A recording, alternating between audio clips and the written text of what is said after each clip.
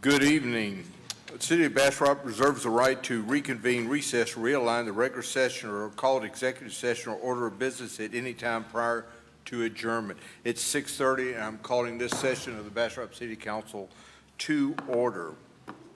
We're very pleased tonight to have two outstanding young people from our Bastrop Opera House Youth Academy.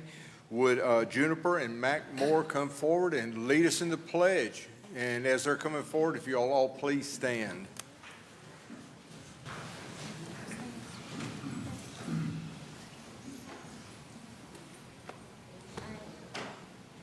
Go ahead.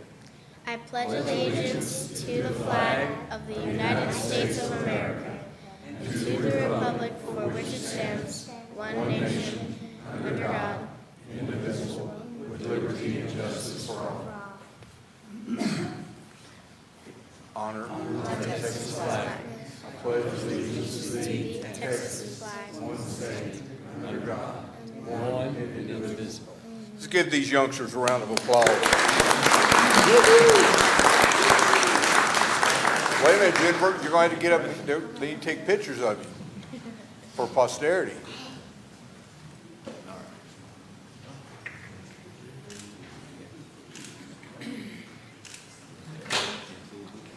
Thank you so much. If you will remain standing, we'll ask Reverend Bob Long, one of our outstanding police chaplains, to lead us in prayer. Thank you, Mayor. I was just looking around the room. I was born and reared here, and I looked up there, and the doctor that brought me into the world is the second picture there, and I know all the others. So that makes me fairly old, but I can still pray tonight.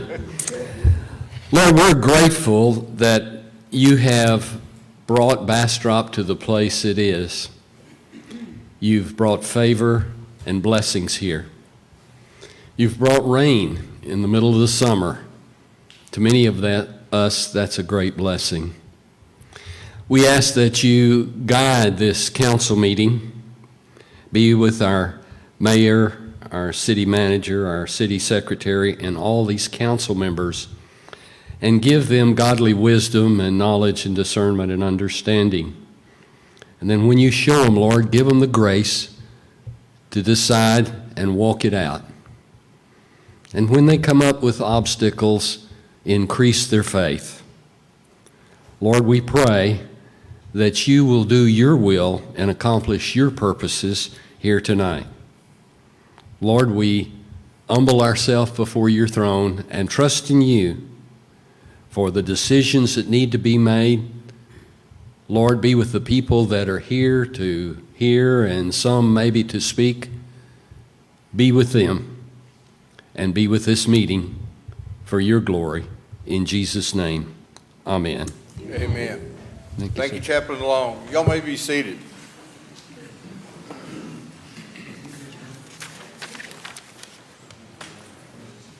We're going to do something a little bit different. The next item is 4A, Mayor's Report, but we have a guest tonight, a special guest, Sean Jones, who is the organizer for the Corvette Invasion. Sean, if you will come forward, please.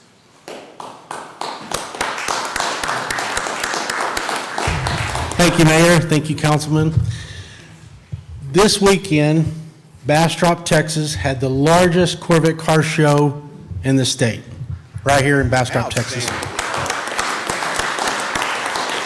We had over 300 Corvettes actually registered from multiple states. Several of these people stayed nights in the hotel, went out, ate to the local restaurants, and just really had a great time. Everyone that I talked to, and I talked to many people this weekend, all talked about how friendly the city of Bastrop was and the staff and how much they really enjoyed being here. So I want to tell you all sincerely, thank you so much for allowing us to be a part of this. Tonight I would like to present a special plaque to you all from SRE Promotions for the Corvette Invasion. So if maybe we could, Mayor and Council, people would get you to come up I here. think he wants a photo op. Let's all step down.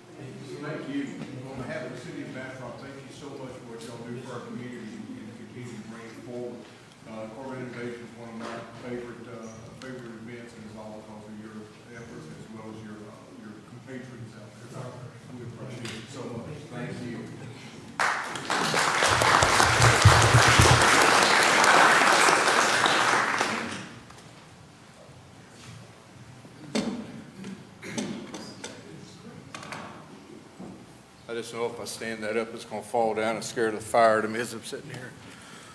Thank you once again, Sean. We appreciate it. We've already talked about the Corvette invasion. It's something, if you haven't seen 300 vets all at one time, you're really missing something. And next year when they come back, come and look at the Corvettes. They also had the world's largest shopping cart out there, as well as the Oscar Mayer mobile, which always is a favorite. But they're very receptive to talking about their vets. It's their child in some cases, and they've put a lot of time and effort into it. The other event that I wanted to talk about was our Board and Commission Fair that we held yesterday.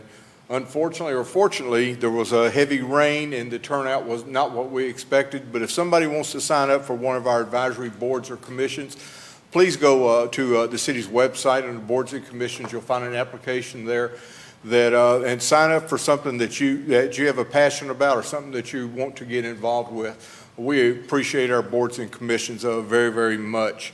I want to, as mayor, we had a event at our last city council meeting where one of our council members made some comments. She certainly exercised her First Amendment rights as well as her rights as a city council member.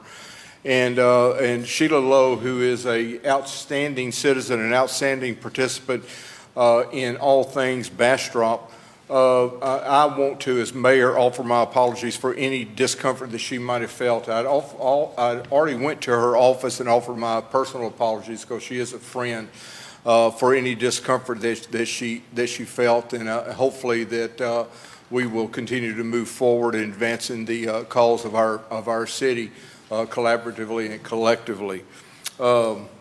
With that said, I'm going to move to this council members' report. Start off with Mayor Pro Tem Kirkland. Nothing for me, Mayor. Thank you. Thank you, sir. Councilmember Fossler. Hi, good evening, everyone. First of all, I want to commend the Charter Review Commission. We'll hear from them later tonight on the agenda, but wow, what a gathering of minds. I highly recommend watching that 3.5-hour meeting and even attending the next one if you're able, or offering your own citizen comments or proposing your own amendments to our own charter for them to hash through. Their next meeting will be scheduled soon and I'll post it, but it is democracy in action right before your very eyes, our very own constitution being worked through, all the tweaks, and it is really something to participate in. So I'll post that and the city will post that as well. I also want to commend the Bastrop County Health Authority Task Force. They are doing some fantastic work under the leadership of Donna Nichols, and I'm so excited that I get to be a part of that, and look for big things coming from the Bastrop County Health Authority. But mainly, I just really want to talk about Anne Franklin. Can we just talk about Anne Franklin?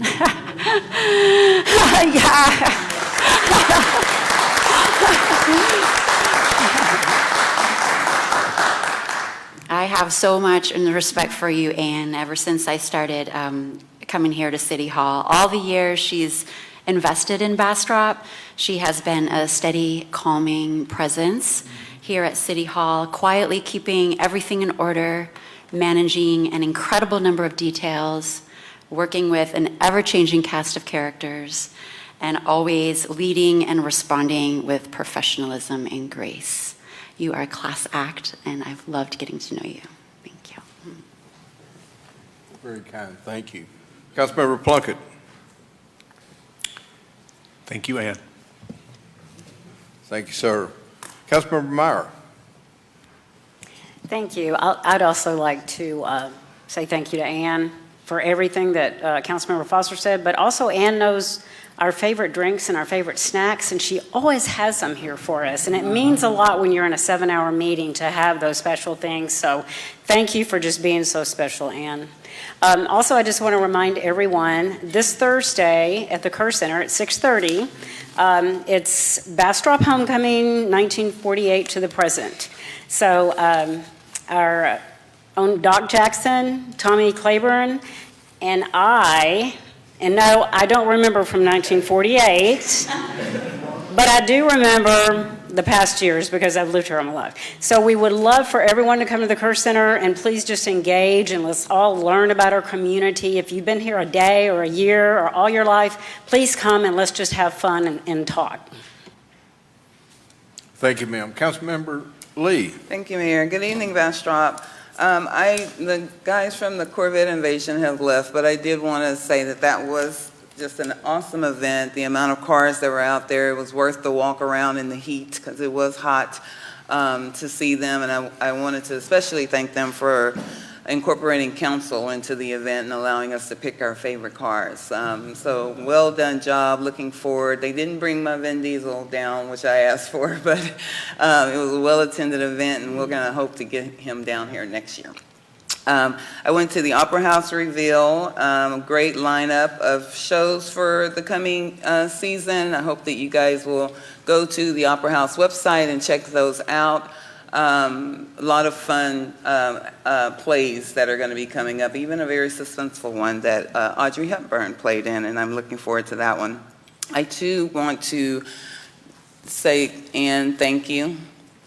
Ann was on the phone before I even got on council and was running and making sure that I had meetings with the city manager and was getting educated on what was going on before I even got on council. And then I was shocked and amazed when she started asking me, she called me and said, what do you like to eat? What do you like to drink? Oh, y'all feed us? She always made sure I had some Gatorade back there or water or whatever. If I was calling myself on a diet, she made sure I had some rabbit food. But her knowledge is going to be hard to follow, very hard to follow. I appreciate the conversations and I appreciate the immediate response anytime I ask for anything. Thank you so much. My last thing that I wanted to talk about is I do want to address the DEI name change conversation from the last council meeting regarding the change to the Bridging Bastrop Board. I made it clear that night, or I stated last night, and I want to make it clear again tonight, that the name change itself is what my comments were directed at. And my comments or my thoughts on that remain unchanged. As I stated during my comments, there should never be a time where a city should not be focused on diversity, equity, and inclusion for marginalized communities. And forming that board, I really wanted Bastrop to lead the way in normalizing the word where others see it as a negative. My intentional comments, however, unintentionally created an uncomfortable space for Chair Lowe, and for that I apologize. I want to again state my comments are not a personal attack on her performance as chair, or towards any individual member of the board, some of whom I call friend. Nor did I imply on any level that my comments were representative of the entire council body. They were my comments, my opinion, and I stand by what I said. In hindsight, I should have made clear from the start of my comments that my frustrations lied not with Chair Lowe or the board, but the lack of support and direction they received from council at its formation and in the last 2 years. And for not doing that, I apologize. I appreciate anyone involved and engaged in what's happening in this community, whether you serve on a board, commission, or not, but especially those that take time out of their day to provide a service to our city. Chair Lowe is not here tonight, but to Chair Lowe, I appreciate you, who you are as an individual, who you are as a woman, a daughter, and a mother, and who you are to this community. I appreciate you for all you do to make this community a better place to live. Thank you. Thank you, ma'am. We will move on to item 4C, our city manager's report. Thank you, Mayor. We're going to keep things super short and sweet. As you know, we've had several issues with HOA, Pecan Park, drainage issues. There's been some lack of communication, and I have residents show up at every single sit with SIL who are concerned. So to address that, we have created a Pecan Park information page that gives the residents an up-to-date timeline of what we're doing, what's been discussed, and what the path forward is as of the day. It's kept current. We have several city staff who live in the neighborhood. We have one who is especially affected within that particular area, so it is near and dear to all of our hearts, not just to the residents who are affected. We were to have a budget workshop tonight, as you know, via the email that I sent you. Our final tax rate information has not been received. The chief appraiser has until Thursday to provide that information, and so rather than give a draft budget that I have to then replace again after Thursday, we will postpone the budget workshop. You should have received an invitation for next Tuesday at 4:30, from 4:30 to 6, to go over the budget and discuss the public hearings. The hearings don't happen until August. We don't adopt the budget until September. There's not a lot of meat on this budget, as you'll see, as we discussed before. There's not a whole lot left there to discuss, but discuss nonetheless we shall. That same day is a sit with Sil at 6:30. It's going to be held at the Museum and Visitor Center.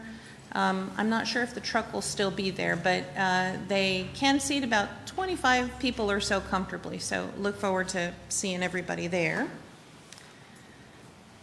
And then last one is presenting the certificate of appreciation to Miss Ann. So for those of you in the public who don't know what a city secretary does, it's not work for me, it's keep them in line. And that's like herding cats on a good day. On a good day. It's keeping calendars, it's keeping schedules, and the term secretary is often misused and misunderstood. She is not a secretary by any means, although many want to treat her that way. She's not a secretary by any means. And just because she orders drinks does not mean she's not doing some of the super heavy lifting in the background and keeping us all in line. So I want to not just say thank you, but I also want to say I am sorry. I am sorry for the days we kept you here till midnight, knowing that you had an hour drive, knowing that she arrived at 7 o'clock in the morning or before and worked all day, and then we kept her here till midnight. Most folks don't understand the dedication of this woman, and she did that for 9 years. So I do want to highlight all of the things in the I'm sorry we kept you so long on some of the days. Even in the weather, she drove home regardless of not, offered her a cot at my house, a sofa, an extra room, a cot here. She had to go home to her husband. So, Mayor, if we have a token of appreciation for Ann, we also have some cake and punch. So if we could take a few minutes recess to let her take pictures with the council with her gift and have folks show their appreciation to her outside in the hallway. Well, would you like to give her a token of appreciation now, right up here at the podium? Yes. Madam City Secretary, you must stand for this.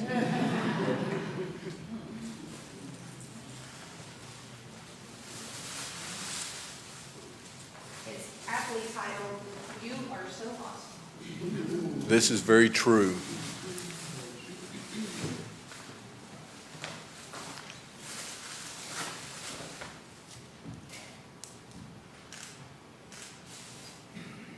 Somebody's going to read what it says.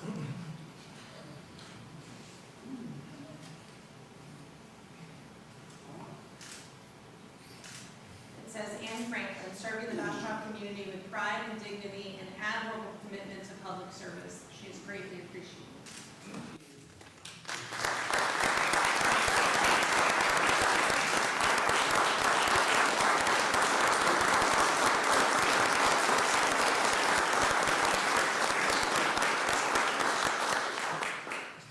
Now, Madam City Secretary, do you want to say something before we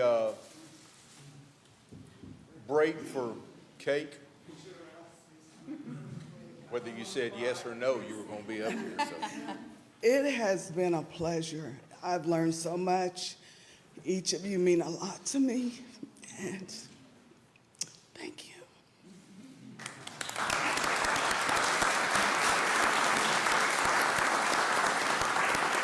Outstanding. All right, we're going to take a cake break for about 10 minutes. We're going to try to start this thing back up at 7 o'clock. Please go partake of cake. We're in recess. We'll move to item 4D, a proclamation by the City Council, City of Bastrop, Texas, recognizing July 23rd, 2024 as Ivy and Daryl Carroll Day. Madam City Manager. Thank you, Mayor and Council. Do we have anybody for Ivy and Daryl Carroll? Okay. So on Saturday, we actually recognized the Carols for their tireless work for a program called Backpack to Blessings. The Carols have raised money out of their own pocket, and they serve thousands of children every single year with school supplies and backpacks. The community gathers, they serve food, there's activities for the kids. This past Saturday, that happened at Fisherman's Park. And so the date on this proclamation, I would like to backdate it to July the 20th to declare Ivy and Darrell Carroll Day to be July 20th. And the proclamation reads, whereas Ivy and Darrell Carroll have graciously given free backpacks and school supplies for over 30 years, whereas they have provided thousands of children with the necessary supplies to be successful in school, and whereas in 2024 they will provide backpacks and supplies to more than 900 children. Now therefore I, Sylvia Carrillo Trevino, City Manager of the City of Bastrop, do hereby proclaim Saturday, June 20th, 2024 as Ivy and Darrell Carroll Day. So, Mr. and Mrs. Carroll, if you're listening, or Miss Amy Cervantes, who nominated the Carrolls, thank you very much for your tireless work to the children of Bastrop.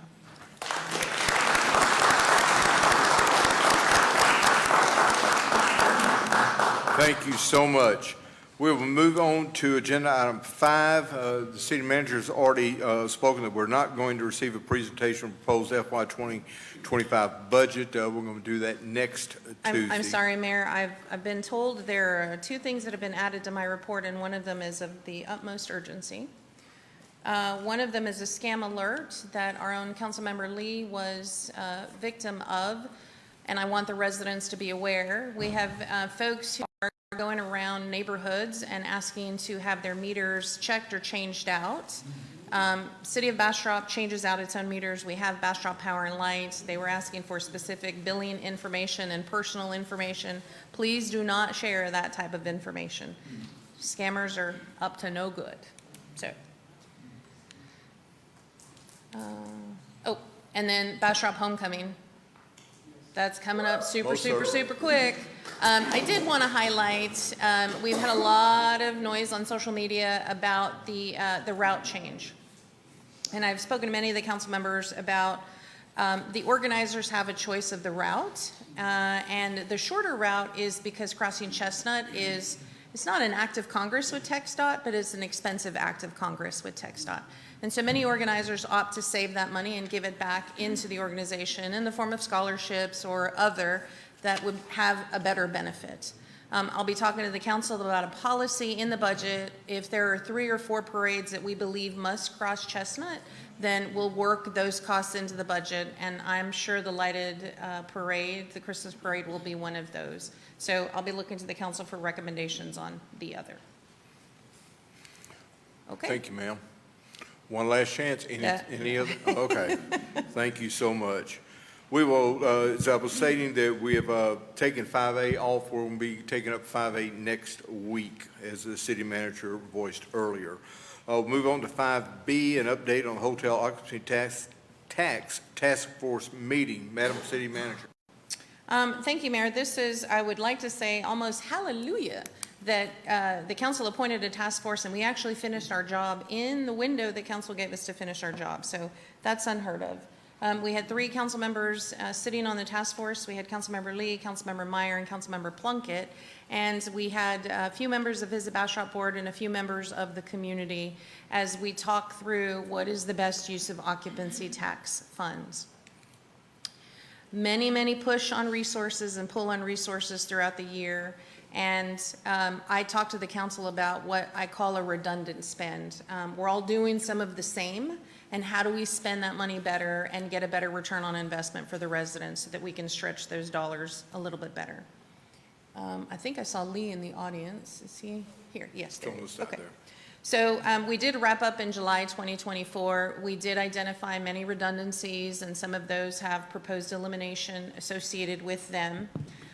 We did, again, talk about shifting the focus on marketing and what the true intent of hot funds were, and also improved support to local assets. That was one of the big points of contention on what is Bastrop if not our local assets, our museums, our opera houses, and the people and the things that make us those homecoming parades and those things that make us Bastrop. And throughout all of that, we combed every single budget that receives occupancy tax. We made recommendations to some. We asked about where they're marketing, et cetera, et cetera. And through all of that improved communication, we have some improved contract language for Visit Bastrop, which is the largest user of hot funds besides the city for the debt that we pay for the convention center. And so I want to congratulate Lee Harrell, because that was a difficult, who's the chair of Visit Bastrop, that was a difficult series of meetings to sit through, right? We've been really combing through the Visit Bastrop funds as we identified some spending that was not so kosher in the last cycle. And so, Lee, is there anything you'd like to say about the task? Okay. One of the several of the items, one of the items that had come up in terms of better control of Visit Bastrop, as we talk about the dollars that were allegedly misused and where the dollars actually went, was perhaps the creation of a local government corporation.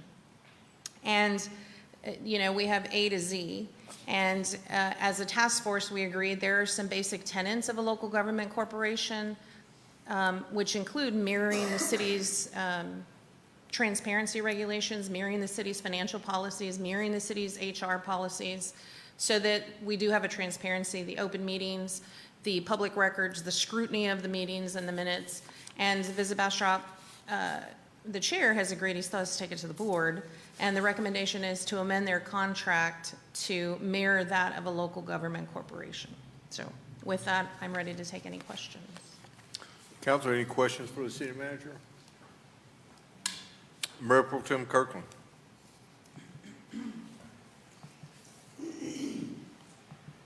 You mentioned mirroring a local government corporation. Why didn't the discussion move towards converting it into a local government corporation?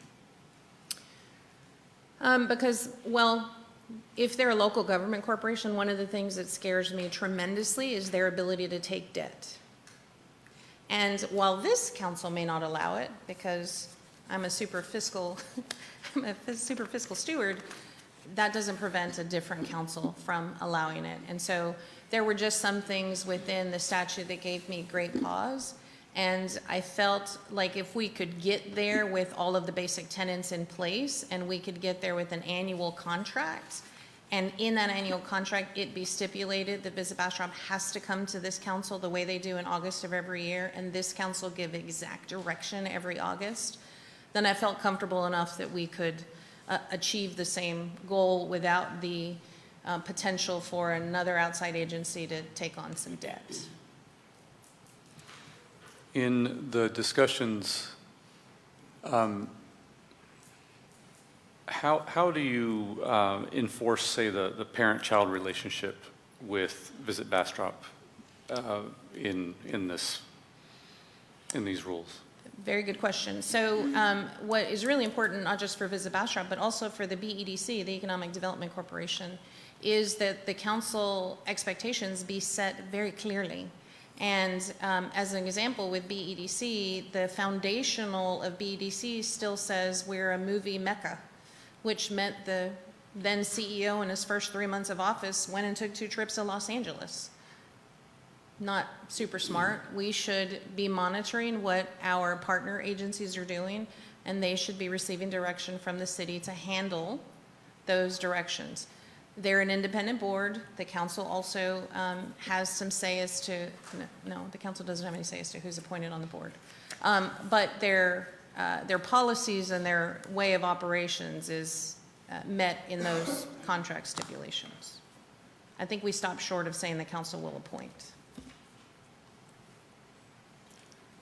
I'm not specifically in favor of the council appointing the board members per se, but I am in favor of having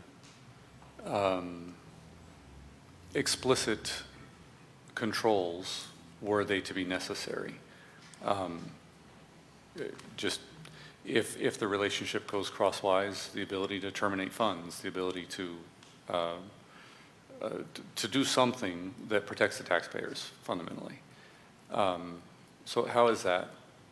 So I think we could accomplish that in a couple of ways. One of the things is in the contracts.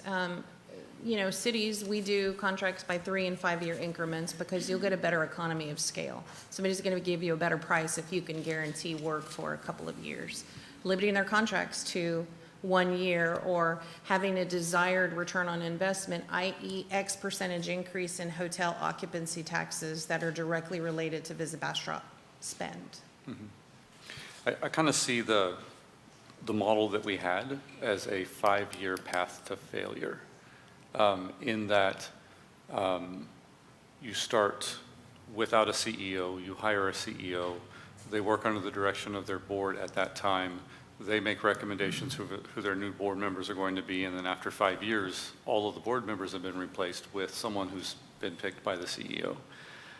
And then you have an organization that's no longer loyal to the city and no longer loyal to the tax money that is going to them from our city, but rather perhaps loyal to the CEO. And I don't want this thing to, if this thing blows up 5 years from now, I'm going to feel guilty about it. And I'm just looking for some way to provide the necessary lever for this council or a future council to be able to say, no, this is a lot, I mean, over $1 million of taxpayer funds on a yearly basis.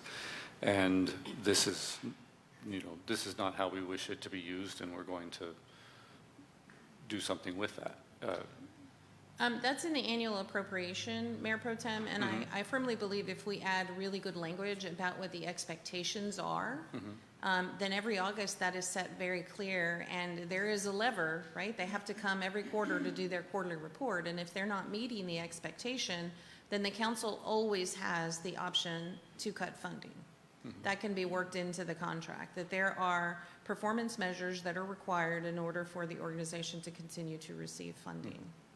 Just as a quick aside for everybody in the audience, it's like watching a tennis match as you go from looking at me to looking at her. And looking at me. No, it's just, it's just pretty funny watching all the heads swing all at the same time. But anyway, okay, I don't know. I'm out of questions for now. Well, what's important for me is that we are not where we were. It was a hot mess.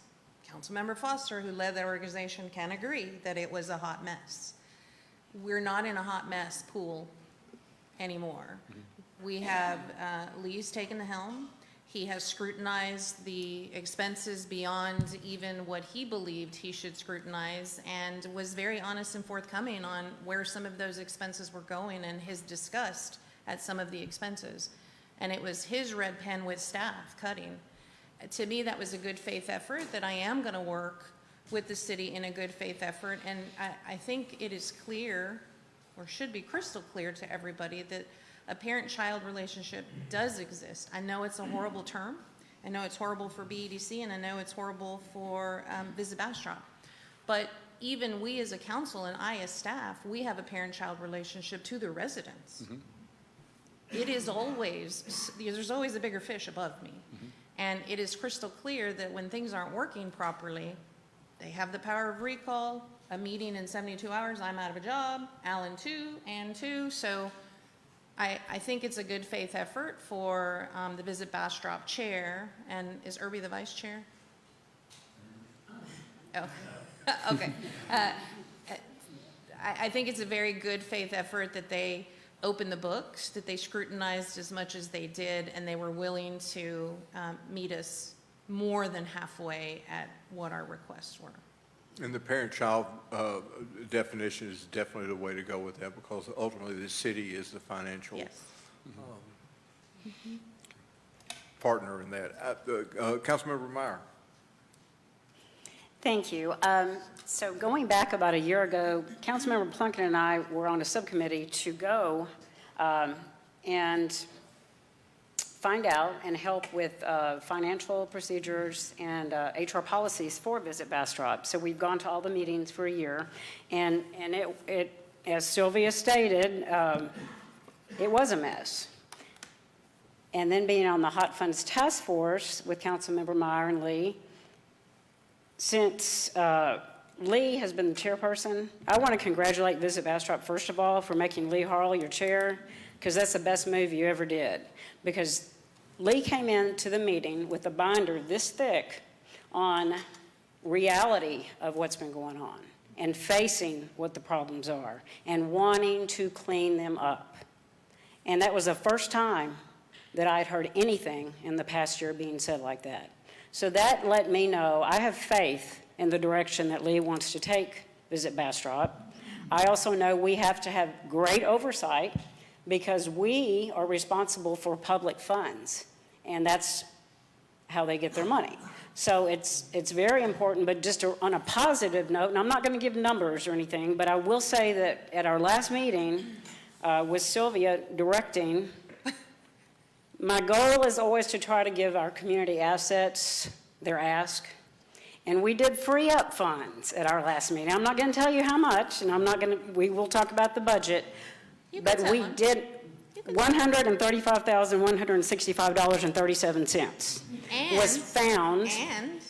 And everybody got what they asked for. And everybody, yes. See, that's with the ask of the community assets. That's when you came and presented to us last meeting and asked what your budget was and what was proposed from us. That's with your ask. So that means you're getting, this year, you're finally getting your funding, and we're saving $135,000. So if that's not good news, I don't know what is. So thank you, Lee, thank you, Sylvia, and thank you to everyone that served on that. Thank you, ma'am. Councilmember Lee. I too want to commend Lee on his efforts. When I came into the task force committee, I knew nothing about Visit Bastrop or the inner workings of Visit Bastrop, and Lee was very well prepared for every meeting, had a plan B for every obstacle that he was presented with. And I could see the passion that he has for making, wanting to make Visit Bastrop survive. So I'm all for taking a look at the contract and finding a way to amend it and letting them stand on their own 2 feet. And with the vision that he, I think, has and has presented to us, I feel like that they will be able to make that Visit Bastrop a very good asset for the city of Bastrop and those that need that marketing. I do have a question about our joint workshop, because we are going to be having a joint workshop, and so maybe you can explain what will take place during that workshop, and we'll be hashing out the contract during that period as well. We can. So the Visit Bastrop contract currently calls for a joint meeting of the council. The Visit Bastrop for the public certification is a formula. It's hot funds minus the debt we have to pay for the convention center, which is about $523,000. And then they used to get 50% of what was left. That was reduced to 35% last fiscal. So that turns out this year to be about $1.116 million. And so that's their number they've worked toward. What Lee and the board will present is the budget that works toward that number, and their line item expenses work into that number. Your light's still on.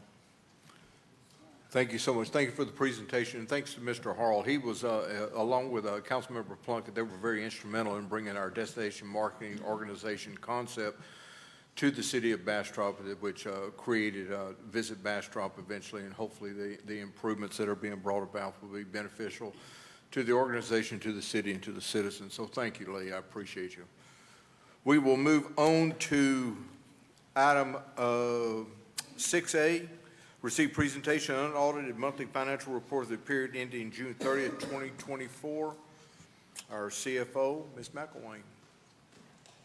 Council, you've received a printed copy of her comprehensive report. Yes, you have received, you should have gotten it today. Mayor and Council, good evening. The financial statements you can see here are very similar to before, or to May. Water, wastewater expenditures, and electric are both in the negative compared to forecast, but that is because billing was on July 1st. So those revenues rolled over into July instead of June, but we'll talk about that in a minute.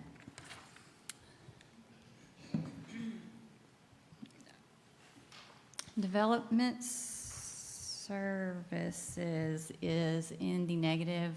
We've talked about this. The development has kind of, I won't say it's stalled. Obviously, we have lots of Slowed. development, but it's slowed down. Just the processes are going a little bit slower than we anticipated when this budget was created. The general government projects, those are EDC projects that they fund through us. And in July, we actually made a $637,000 transfer from EDC to cover some of these projects, so that will kind of close that gap a little bit. And again, water, wastewater, and BPNL, those are the bills that are the revenues that were recorded in July instead of June. For our expenses, we are within forecast for all of our funds except for our bond funds. Those, again, as in May, as it was in May, we had that reimbursement request. The bond issuance is going to cover all of these expenditures.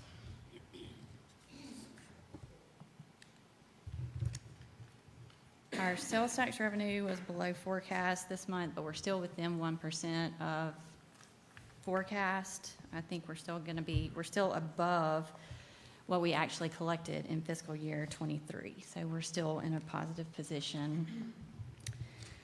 Property tax hasn't changed much. We forecasted, or we budgeted pretty spot on for property tax in fiscal '24.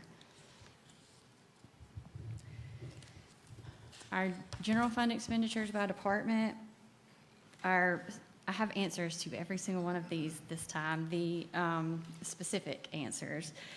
Organizational is over because we were over on legal fees by quite a bit.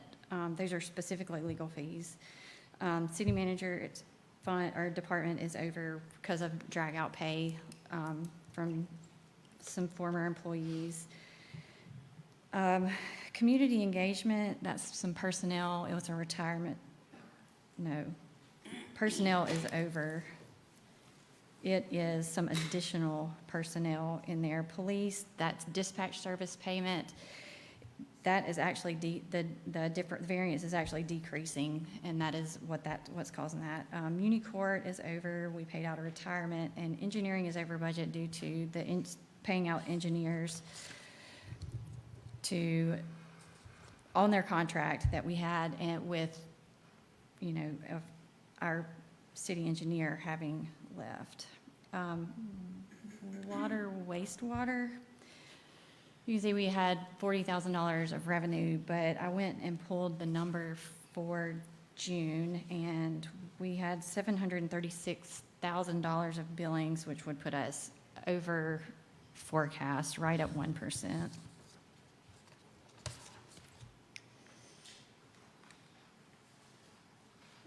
Our expenses, we are in the positive compared to forecast. Electric fund revenue, I also went and pulled those. We collected $965,000 of revenue, which puts us within 1% of our forecast, also in the positive. Hotel occupancy tax, we collected more than forecast. Of course, I adjusted forecast down for the budget amendment that we made back in maybe March, and we are outpacing that. And our expenditures are lower than budgeted by a significant amount, so we're good there also. Our development services, this is the first year that we have the development services department, so we just kind of forecast it. We spread the forecast evenly over 12 months. Next year, we will be able, you'll see in the 2025 budget that we will probably more accurately budget for those revenues and expenses. We are, however, down 80%, or we've spent, we have 20% cushion in the development services expenditures. And I included the legal fees in this presentation also. There was not much in June. There was about $25,000. So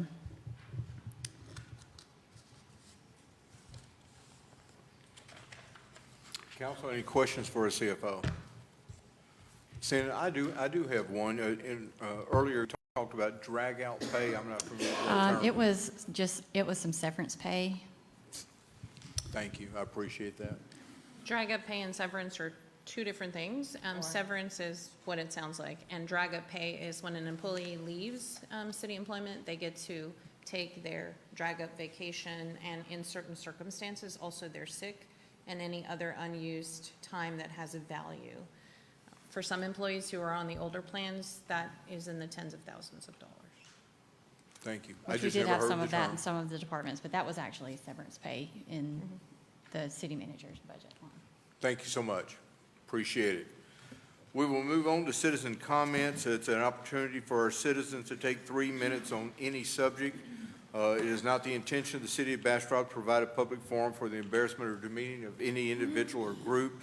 Neither is the intention of the council to allow a member of the public to slur the performance, honesty, and integrity of the council as a body, or any member or members of the council individually or collectively, or members of the city staff.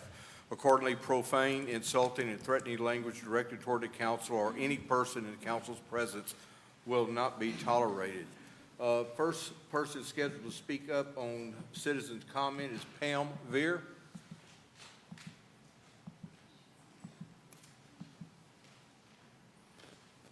She's not here. She wanted to talk about the recreation center and the city's plans. I can tell you because Ms. Pam speaks all the time about Yes, we she need a rec does. center. Yes, she does. Next person under citizen comments is David Harwell. Mr. Harwell, if you'll state your name, your address, you'll be given 3 minutes. Okay, thank you. I'll talk quickly. Thanks, Mayor and members of council, for this opportunity to speak to you tonight about the needs of the Bastrop residents for health and wellness. Thanks also to others who are here in the audience but may not be speaking tonight that are here today to support the rec center. And it's also nice to see Deborah Jones, who's chair of the Parks and Recreation Board, here tonight. I especially appreciate all the work that's being done to help everyone here to live happier and healthier lives in the city of Bastrop. As a reminder, there was a strategic plan for the Bastrop Parks and Recreation Program, and it was developed with the input of many citizens across all the sectors of Bastrop. That plan was approved by the City Council, and I continue to look forward to the innovative solutions from this body and the leaders in this community to fulfill citizen wishes that were listed in that program. Now, tomorrow morning at 8 a.m., the registration is going to open for Recreation Center programs for next month. By 9 a.m., we anticipate that they will all be full. So we just simply can't keep up with demand. There's also many people who need to get into those programs that don't have other ways to work on their physical well-being that just can't. We just don't have room. Also, after 8 short weeks, we're ending our water fitness program. Summer's over. So we've got to go back inside. And it should be noticed that the state park pool just is not big enough for the entire county. So it's the only one in the county that we can use, and lots of people need to use it. Lots of communities need to use it, not just the city of Bastrop. We don't have a public pool here in the city of Bastrop. So it'd be great if we could find one. I know that people are working on solutions to these issues, and I'm hopeful for creative and collaborative solutions. I was taught early in my development that it's fun to share, and I'm confident that there will be sufficient resources and creative and equitable solutions that can come through collaborations between organizations, government organizations, businesses and citizens in the greater Bastrop area. So I thank you for your time, and thanks for letting me be here tonight. Thank you for your input and optimism. We appreciate it. Next person on citizen comments is Dax Haverlack. Oh, time's up. No. That's good. All right, Dax Haverlack, 779 Peach Creek Road in Rosanke, Texas. I've missed about 2 months, so y'all move pretty quickly, make a lot of decisions. So similar to Smithville meetings for the past 4 months, where I try to give a softball, an easy win, easy fix, there's like 2 mayors missing from the photography wall that, I don't know, could be added in the next couple weeks. So I definitely like to see either black and white of Connie Schroeder and Lyle Nelson, or just a black and white extra photo set to add to that wall. Keep us fresh. It's easy, it should be quick, should be pretty quick. And then hopefully, I think from last council meeting, Cheryl Lee said that I can give the remaining 225 to the next speaker if and as needed. So, thank you.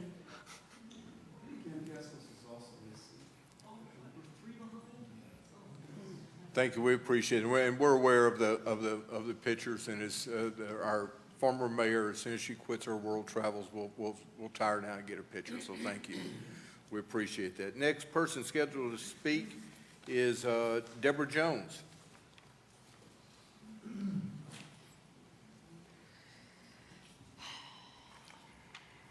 I'm Deborah Jones. I live at 1606 Pecan Street. I'm a former council member, and I believe in the processes and the boards that we have in place, and I'm a believer in the voter having a voice.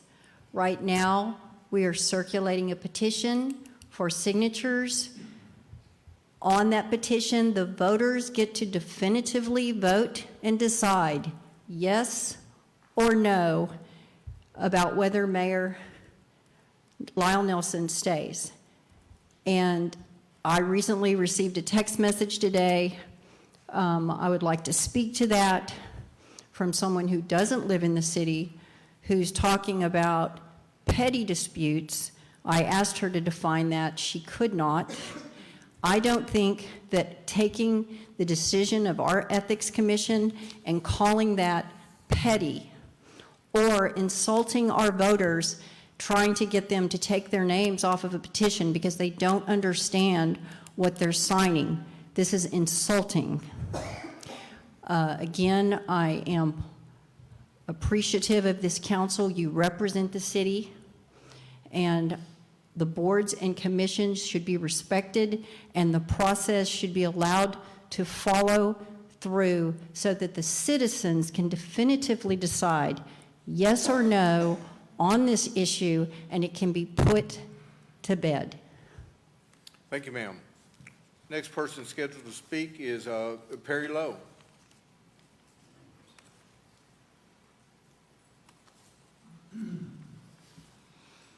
Perry Lowe, 2015 Prickly Pear Drive, Bastrop, Texas. To the mayor and members of the council, I was born and raised here. That's over 50 years as a citizen of Bastrop. I've always taken pride in staying abreast of current issues, local concerns. I worked in radio for 20 years and saw a lot of this. Normally I don't speak on political issues. I'm a musician, so I try to keep an even keel on everything, but today I just need to depart from that for a few minutes. With that being said, as a citizen, I'm just really disappointed by the conduct of council in recent weeks. As opposed to dealing with matters through concern of diplomacy, workshops, communication, and common courtesy and decency, there seems to be a thick layer of gamesmanship going on. At this point, we have council members that are unwilling to work with other members of the council, city manager, mayor, and communicate with boards because they have the axe to grind or some personal deal. As I understand it, personal concerns to face time for other political ambitions should come second to taking care of the citizens of Bastrop as a council in an effective manner.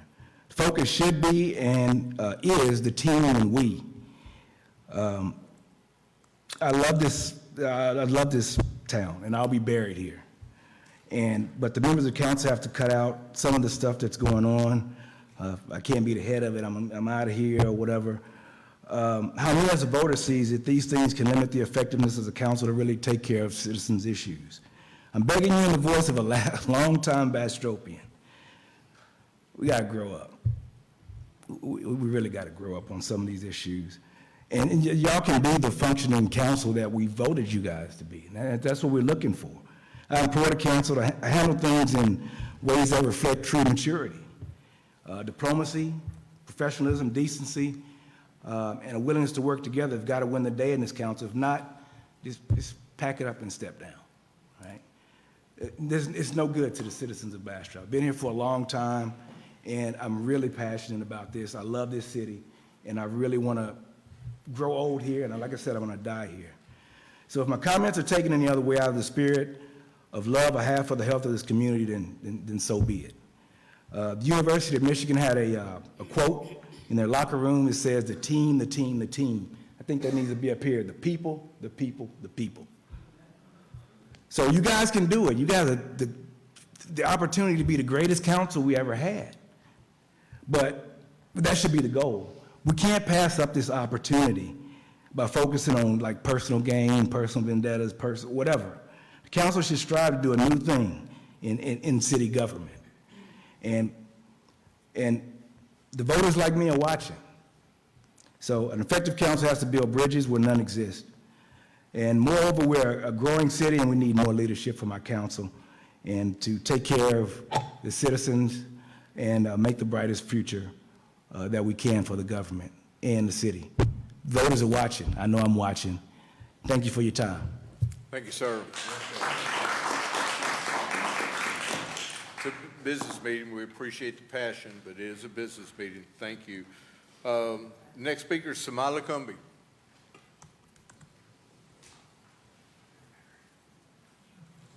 Good evening.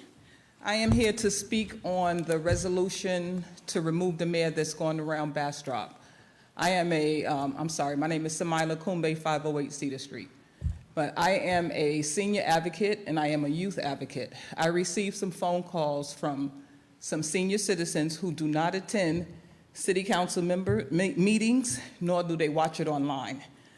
They have had Mayor Pro Tem Kirkland come to their door with a petition to sign to remove the mayor, and they have been given false information. I don't know what the conversation was, but I was told, and I have names, they want their names removed. But as I came here tonight, someone was sitting outside and gave me a form to get their names removed. And my husband also received a phone call from someone. I am on the ethics committee. The ethics committee have made a ruling, it should be respected. The citizens made a decision, it should be respected. If we wanted the mayor removed, we would have said it. We gave him a punishment, and he abided to it. I don't understand what this witch hunt is now, and it's unprofessional, and it's making Bastrop look bad. But I came here to find out what these citizens need to do, but as soon as I walked in, someone was sitting outside and gave me these forms to give to these senior citizens who did not understand what they were signing, John. They did not, and they want their names removed. So I have their names and addresses, and I will have these signed and delivered to the city office tomorrow personally. So if we're gonna do something, let's do it with dignity and integrity. Let's be honest and fight for the community. Everybody has personal interest sitting up here. Put yourself aside and fight for the community that you was voted to sit up here and to protect us for. Y'all making us look bad. Everywhere you go now, they talking about Bastrop and the nonsense that's going on up here. So let's step back. If y'all need a mediator, Heal Alliance have a wonderful mental health professional that can sit with y'all and bridge the gaps that's going on up here and work together. It doesn't make sense. This is a small town where we all should be getting along and fighting for what's right for Bastrop, not for your personal gain. And that's my spill. Thank you for your time. Thank you, ma'am. Madam City Secretary, that is all the notes that I have relative to citizen comments. The rest of them are item specific. Do we have anybody else signed up for citizen comments? No, Mayor. Thank you. We will move on to our next agenda item, which is the consent agenda. Does anybody here on the dais wish to remove an item from the consent agenda? Does anybody in the audience wish to remove an item from the consent agenda? Seeing none such, Councilmember Foster. Motion to approve. Oh, you got to read it. Sorry. Too early. It's got to be read out. Councilmember Lee. Thank you, Mayor. You had mentioned one of the votes being wrong in the minutes. Do we need to get that corrected, or? That was from several months back. I'm not going to Oh, okay. bring it up right Mayor. now. All right, thank you. We missed one citizen's comment. She sent it electronically. I think I had that for a specific item, but I mean, we'll certainly take it right now. Yes. You're more than welcome, please.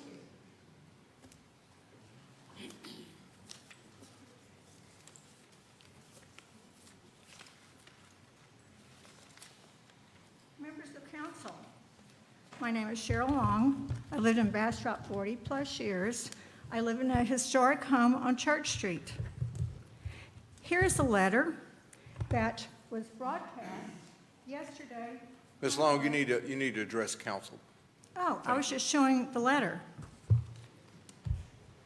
The day before a city council meeting. It is from Carrie to the citizens of Bastrop. This letter is appalling, and it really seems like a last-minute distraction. Very similar to what our big government seems to be doing. And we have seen what those distractions do. My questions are, what are Carrie's motives? Is she alleging that 3 council members are dishonest? There are false and erroneous accusations. What is her real agenda? Our existing Open Meetings Act interpretation is exactly as years before. It seems she wants to change our quorum and meeting agenda for no reason or need. Our existing quorum has worked for many years. It is obvious she is wasting time and taxpayers' money on a change that is not necessary. Our city has many more important decisions and issues to address other than this, and again, why this last-minute letter? Thank you, Council. Thank you, ma'am. Once again, do we have anybody to sign up for citizen comments? No, Mayor. Thank you. We will move on to the consent agenda. We've already inquired. Does anybody wants anything removed? Madam City Secretary, if you will, read the consent agenda. The consent agenda reads as follows. Item 8A, consider action to approve city council minutes from the July 9th, 2024 regular meeting. Item 8B, consider action to approve resolution 2024-96 of the City of Bastrop, Texas, amending Exhibit A of Resolution Number R-2024-76 to include Collier's Engineering and Design under the General Engineering section, providing for a repealing clause and establishing an effective date. Item 8C, consider action to approve the second reading of ordinance number 2024-22 of the City Council of the City of Bastrop, Texas, annexing FM 969 Retail Center for 10.559 acres of land out of the Nancy Blakey Survey, abstract number 98, located north of SH 71 west and west of FM 969, as shown in Exhibit A, providing for findings of fact, adoption, establishing zoning and character district repealer, severability, filing, and enforcement, establishing an effective date and proper notice and meeting. This concludes the consent agenda. Council, the City Secretary has laid out the consent agenda. Do I have a motion? Move to approve. I have a motion from Councilmember Lee. Second. I have a second from Councilmember Foster. Madam City Secretary, if you will call the roll. Councilmember Lee? Yes. Councilmember Foster? Yes. Councilmember Meyer? Yes. Councilmember Plunkett? Yes. Mayor Pro Tem Kirkland? Yes. Thank you, Council. Motion passes unanimously. We will move on to items for individual consideration. Have already alerted our multimedia director. We are moving 9M to the top of the list for consideration.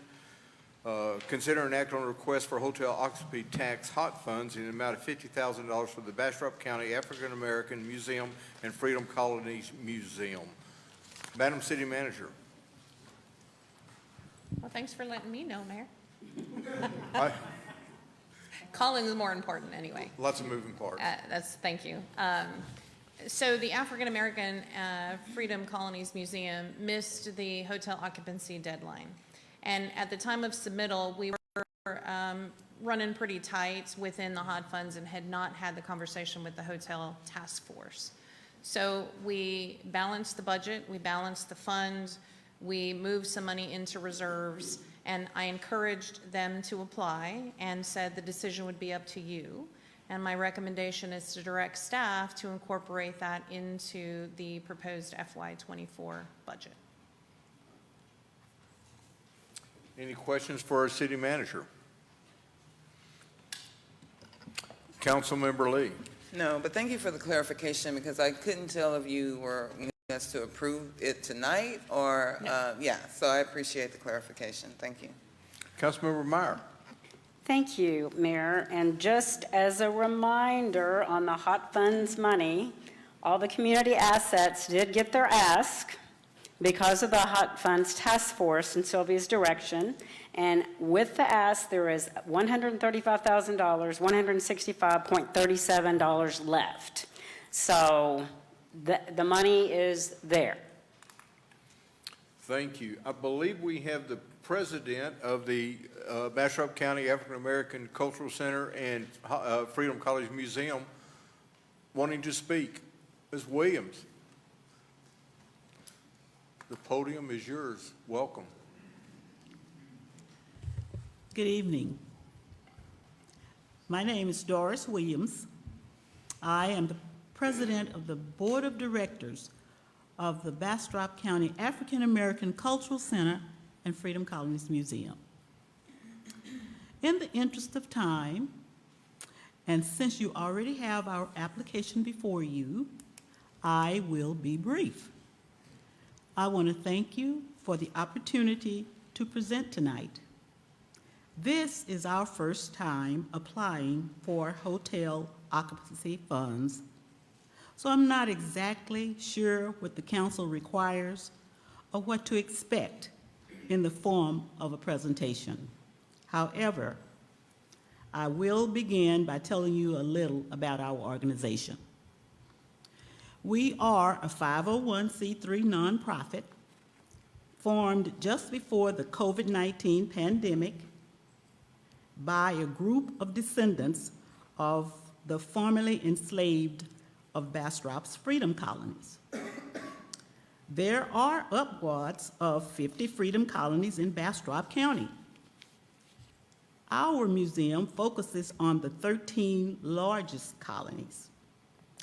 But upon validation that a freedom colony exists, we do our best to display that colony. Thus, the need exists to build a larger facility than the one that currently exists. There were 11 founders in 2019. Most served on our board of directors. Our mission then and now is to build an African American Cultural Center and Freedom Colonies Museum in Bastrop. We envision then and now that the Cultural Center would welcome all cultures with its primary focus on African American history and culture. Last year, we applied for a $100,000 federal grant to hire a professional staff person as curator director.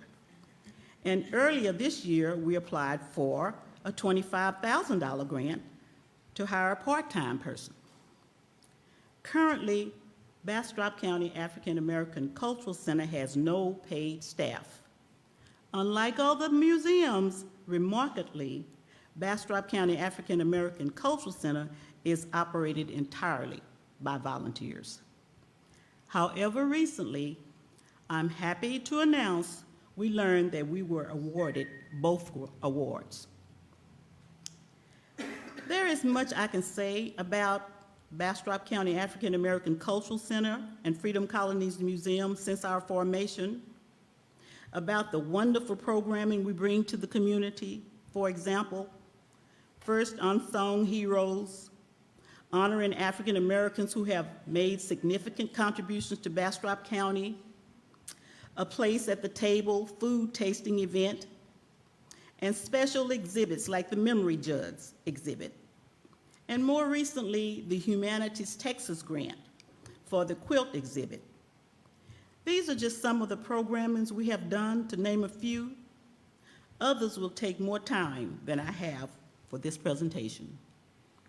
BCAACC and Freedom Colonies Museum has a steady stream of visitors on the 2 days now that we are open. Wednesdays and Saturdays, 11 a.m. to 3 p.m. An African American Cultural Center in Bastrop, we believe, will be an opportunity for Bastrop to show the world what all its citizens have contributed to the community, to the county, and to the United States. If approved, the hotel occupancy funds will play a significant role in our sustainability. We want visitors to come to Bastrop. We want visitors to stay in hotels. And we want visitors to visit the Bastrop County African American Cultural Center and Freedom Colonies Museum. These funds will go a long way in furthering our vision and our mission. If approved, the funds will continue growth. Our focus now is on building the Bastrop County African American Cultural Center and Freedom Colonies Museum and hiring staff. We envision Bastrop County African American Cultural Center and Freedom Colonies Museum being an asset to this community, and we hope you agree. Thank you. Are there any questions? Council, any question for Ms. Williams? Councilmember Meyer. I don't really have a question, but I just wanted to thank you, Ms. Williams, and Ms. Belinda also, and all of the people involved. Samai, Rose, I know y'all have all worked so hard, and I've been over, and I've seen the exhibits and the programs you have, and it's just amazing what you have done with what you have in your small space, and there's so much more to do. So thank you so much, and congratulations. Thank you. Thank you. I want to reiterate, we really appreciate your passion, your enthusiasm, and your knowledge about this project. I think it's extremely important that we learn about our shared history, because that's going to allow us to move forward with a shared future. So we appreciate that. Thank you, Mayor. Any other questions for staff or for Ms. Williams? Seeing none, thank you so much. Thank you. Council, this item has been laid out. We've heard the presentation from staff. We heard a great presentation from Ms. Williams. What is your inclination? Motion to approve. I have a motion by Councilmember Meyer. Second. I have a second by Mayor Pro Tem Kirkland. Any further discussion? And that motion is directing me to incorporate it into the budget. That is the motion. For clarity, Council, y'all are fully cognizant of that. Seeing no further discussion, Madam City Secretary, if you'll call the roll. Councilmember Meyer. Yes. Mayor Pro Tem Kirkland. Yes. Councilmember Lee. Yes. Councilmember Plunkett. Yes. Councilmember Fossler. Yes. Thank you, Council. Motion passes unanimously. This is an outstanding project, and thank you for your efforts in there. Councilmember Meyer, I know you've been involved from the very outset. Madam City Manager, so that you won't be surprised anymore, that was the only surprise I was going to give you. I'm also moving up N, O, and P, because we have several people here that probably have early bedtimes like we do, but we're elected to stay late, so. I'll apologize to staff later on. You got it. You got it. Thank you. We'll move to item 9N, consideration, discussion, and possible action regarding City Secretary's submission of a charter amendment petition to the City Council and certifying its sufficiency and compliance of the petition with provisions of Local Government Code Title 22, Subtitle A, Chapter 9.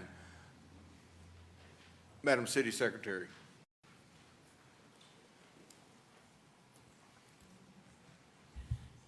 Good evening, Mayor and Council.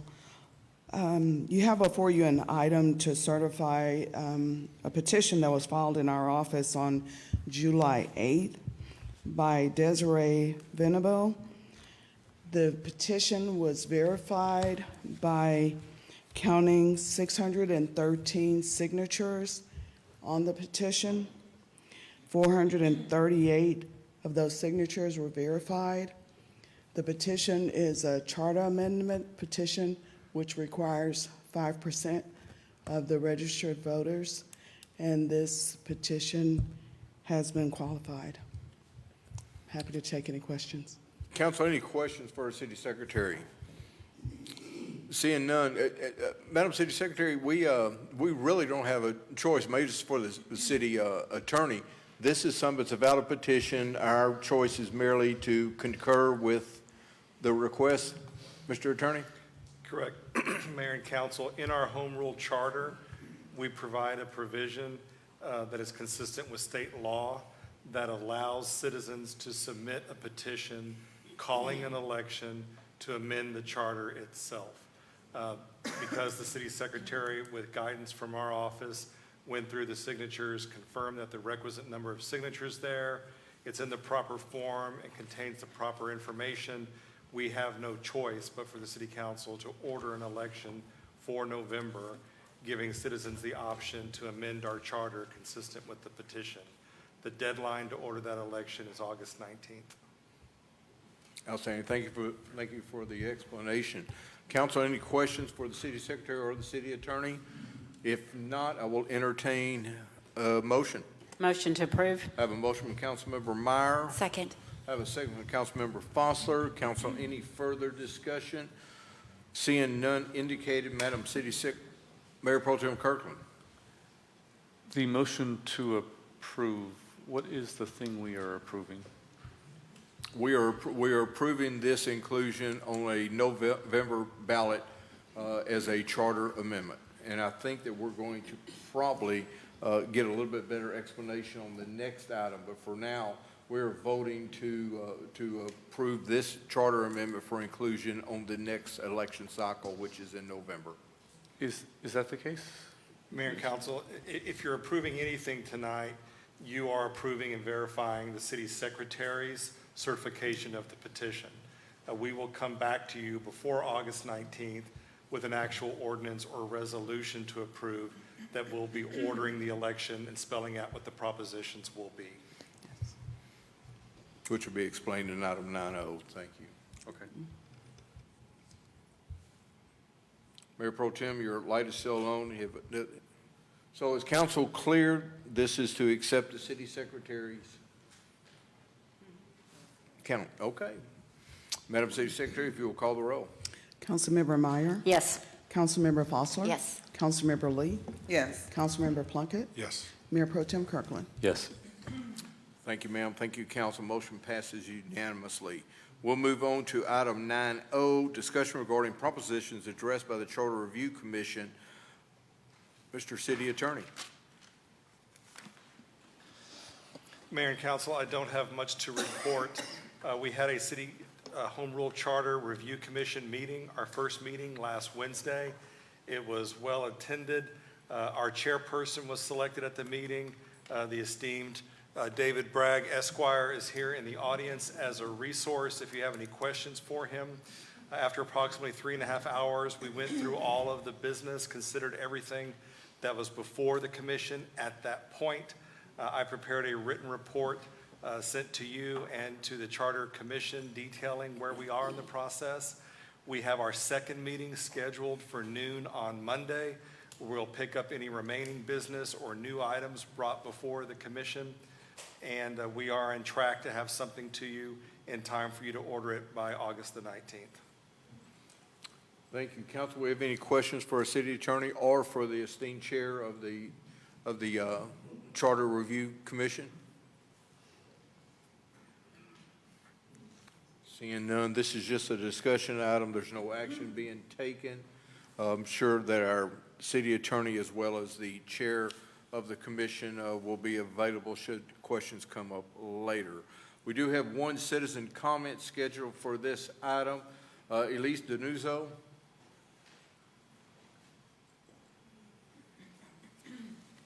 Please state your name and address, and you have 3 minutes. Hi, my name is Elise Denuzzo. I live at 313 Cedar Street here in Bastrop. My comments for this item can be surmised by the words of my friend and colleague and public attorney Jody Smith in a letter written to the Bastrop Charter Review Committee. I've truncated the letter. Well, I guess there's not really a time limit, is there? Is there not? Okay. Well, we'll call time at some point. Well, yeah, but won't go over 3 minutes. All right. So what's the issue? Currently, Bastrop City Charter is being interpreted to allow 3 of 5 voting members of City Council to discuss public business together behind closed doors. That means those discussions can happen in private and are closed to the public, residents, taxpayers, and voters, rather than happening in public at City Council meetings. Why is this a problem? According to the Attorney General of Texas, Ken Paxton, the inherent right of Texans to govern themselves depends on their ability to observe how public officials conduct the people's business. The Texas Open Meetings Act was enacted to ensure the Texas government is transparent, open, and accountable to the people. Public access to the proceedings and decision-making processes of government is essential to a properly functioning and free state. The current practice in Bastrop violates the open government principles Attorney General Paxton describes. So doesn't the Texas Open Meeting Act require public meetings? Yes. In most cases, the act says that the majority of a governmental body cannot meet outside of a public meeting to deliberate on public business. For home rule cities like Bastrop, the city charter's definition of a quorum determines how many city council members may discuss an item of public business outside of a public meeting. Deliberation by a quorum of city council members is prohibited outside of a public meeting, whether in a single meeting or in a series of communications. What does the city of Bastrop's charter say? Bastrop's charter says 4 members of the council shall constitute a quorum to do business. That means the 4 council members must be present in order to hold a valid meeting. However, this is also being interpreted to mean that 3 council members can talk to one another without creating a public meeting. Because Bastrop's mayor does not have a vote, the result is that 3 other council members, a majority of voting council members, can talk to one another about public business in private. Though the charter's requirement of 4 council members to do business gives Bastropians more protection against 3 council members calling a quorum to hold a public meeting, it gives us less protection against 3 council members discussing city business behind closed doors. Was it always this way in Bastrop? No. As confirmed by the city attorney at the July 9th city council meeting, Bastrop city council members in the recent past abided by a gentleman's agreement not to discuss public business with a majority of council members outside of council meetings. That agreement honored the intent of the Texas Open Meetings Act and protected local voters by keeping the public's business in the public eye. A majority of current council members seems to have abandoned that agreement based on council member comments at the July 9th city council meeting. So what can we do to keep public decisions in the public eye? The most direct way to protect the people's rights under the Texas Open Meetings Act is to reduce the quorum in the charter from 4 to 3. If there is a concern that a quorum of 3 to do business is too low, the charter could define a quorum of 4 for doing business and a quorum of 3 for all purposes of the Texas Open Meetings Act. Thank you for your consideration. Thank you, ma'am. We're at about 3.5 minutes. Thank you so much. We will move on to item 9P, consider action to approve second reading of resolution number R-2024-79 of the City of Bastrop, Texas, amending the City Council Rules of Procedure, establishing a repealing clause and establishing an effective date. Madam City Manager. Mayor and Council, this item is back per your request. You deliberated it at length. The audience learned about call the question. This is a clean version as is requested by you. I have no other information to add. Thank you. We have several citizens' comments here. We're going to try to go through them. I apologize if I massacre anybody's name. But we will start with our citizen comments. Mayor Pro Tem Kirkland. I don't know that we got a copy of the clean version. It wasn't in the packet, and it's not up here.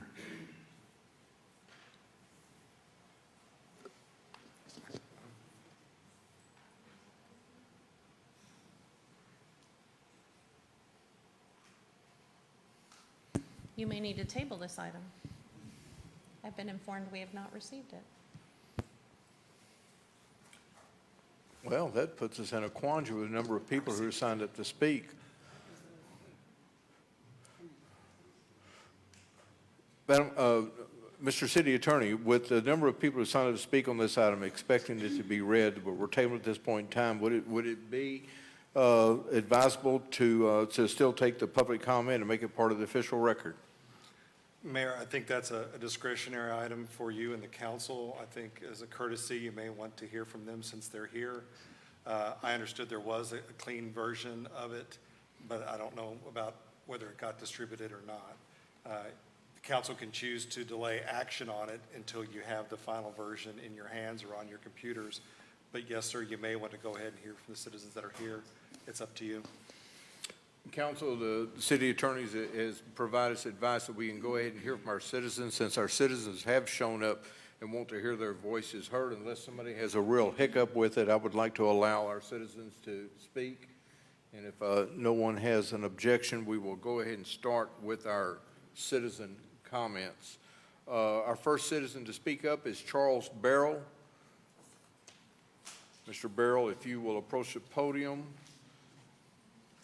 State your name and address. I'm Charles Barrow. My address is 906 Pine Street. I'm here to address one issue only, which is the quorum requirement. As I recall, the version of the ordinance that I saw in the agenda packet provided for a quorum requirement of 3 voting members. So I hope the city attorney agrees with me about that. If I'm wrong, then I guess I need to come back.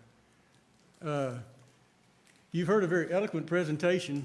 I sure am glad I didn't spend a lot of time getting my presentation ready because I can't do better. There's a loophole that needs to be closed. It needs to be closed for the protection of the citizens. It needs to be closed for your protection. You occupy positions of public trust.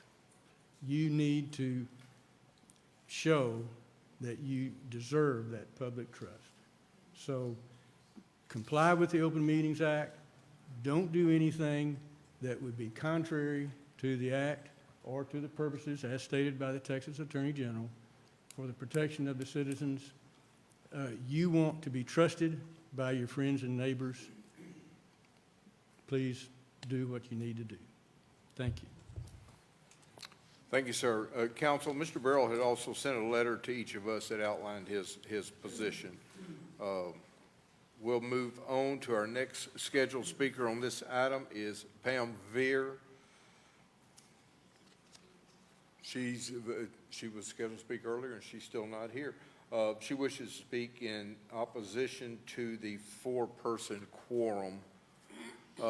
Next one scheduled who is signed up to speak is Renate G. Suit, 705 Water Street, wishes to not speak, but has their opposition to 3 or more council members discussing outside a posted meeting.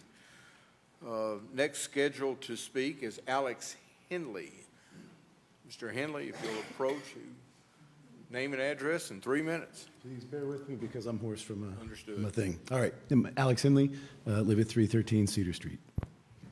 I am currently volunteering on the Charter Review Committee, which I missed because of a surgery. And one of our assigned tasks is to decide what, if any, changes we recommend to the City Council regarding what defines a quorum in our charter. Pardon me. It's clear that the intent of the Texas Open Meetings Act is to ensure that all public business is kept accessible and transparent to the public. Although the definition of quorum is a simple majority of a public body, it's clear that the intent is to not have voting blocks meeting and deliberating city business outside of the public forum. I'm not really sure why the gentleman's agreement was ever the standard when it could have been written in the first place and protected our citizens from any abuse from the start. But now it just seems like as if we're stuck on semantics, in my opinion. And it just wasn't written as clearly as it could or should have been. Now we seem to have the opportunity to correct this ambiguously written verbiage and protect our citizens from anyone's interpretation of this. It seems to be take out any of the hearsay or the conjecture. I'm also concerned that the group that I've been made aware that has been accused of meeting outside or behind closed doors aren't inviting the opinions of others that may differ from theirs, creating like an echo chamber type of effect with opinions that are already more in line with what they already feel. Additionally, it does seem that with some items that I'm hearing spoken about, the call is to follow the intent of the law, like handing over personal cell phone records, for example, which I'm not saying neither here nor there. But, and then sometimes there's the call to follow the letter of the law, like in this case, it clearly states that 4 is a quorum. And again, the letter of the law is what we're suggesting that we change, that we step up and change what, to be more in step with what the intent is meant to be. To be clear, I'm speaking in opposition of the agenda, of this agenda item, and I'm suggesting that the council adopt a provision stating that 3 or more voting city council members shall not be deliberating any item of city business outside of properly posted city council meetings. And I'm also suggesting that this should not be a decision based on the comfort level of city council members and their comfort of meeting in public, in front of microphones, on record versus behind closed doors, but should be based on what's best for the community, which is transparency. I do want to say a personal thank you to several of the council members who took their time to speak to me and give me perspective this week. It really means a lot to me that your phones and your doors are open to me. So thank you very much for your time. Thank you, sir. Thank you. And congratulations on successful surgery and diagnosis. Next person scheduled is David Barrow. He does not wish to speak, but he wants to record his opposition to the 3 council member discussion outside of posted meeting. Next person is Carl Grossman, does not wish to speak. The supports for 3 or more council members discussion outside of posted meeting. Next person scheduled to speak is Maria Montoya Staten.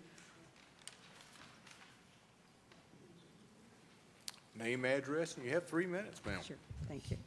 My name is Maria Montoya Staten, and I live at 1707 Pecan Street in Bastrop.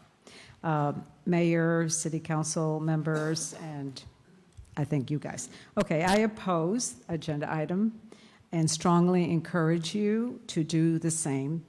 With all due respect to all of you duly elected officials, city government is only as strong as its relationship to its constituents. A problem that this presents is that if this should pass, you will have reduced the dialogue between elected officials and the voters. You will have built these barricades, the barriers around yourselves and a chosen few, and try to avoid interaction with other members of your electorate. What did this system produce? In addition to reducing communication between council members and their voters, you will have sown seeds of distrust, suspicion, and even more disturbing, outrage toward city government. And we hear some of that frustration here tonight. We have all seen what this looks like, and we have seen it this year. What am I asking for? I'm asking you to do not just the legal thing, but the right thing, the moral thing, and to work to improve the dialogue between our local government and its citizens by discussing the people's business in public meetings. I want to thank you for your time and your service to our community. Thank you, ma'am. We appreciate that. Next person scheduled is Sarah Rooney. Does not wish to speak, but wants to record opposition to a 4 council member quorum. Next person scheduled is Jeffrey Staten. Mr. Staten. Name, address, 3 minutes. So I'm Jeffrey Staten. I live at 1707 Pecan Street. I'm Maria's husband, mayor, members, city council, Bastrop citizens in attendance. Good evening. I'll try to be brief. I too oppose Agenda 9 for many reasons that have been stated already. I guess I would see no problem with 3 out of 5 gathering, discussing city business informally, so long as an independent videographer filmed them and made this unedited film discussion available online for all citizens to see. Otherwise, any 3 members discussing city business, as proposed, would give our voters of Bastrop the obvious impression that shady backroom deals are being made, especially if we're told, just trust us.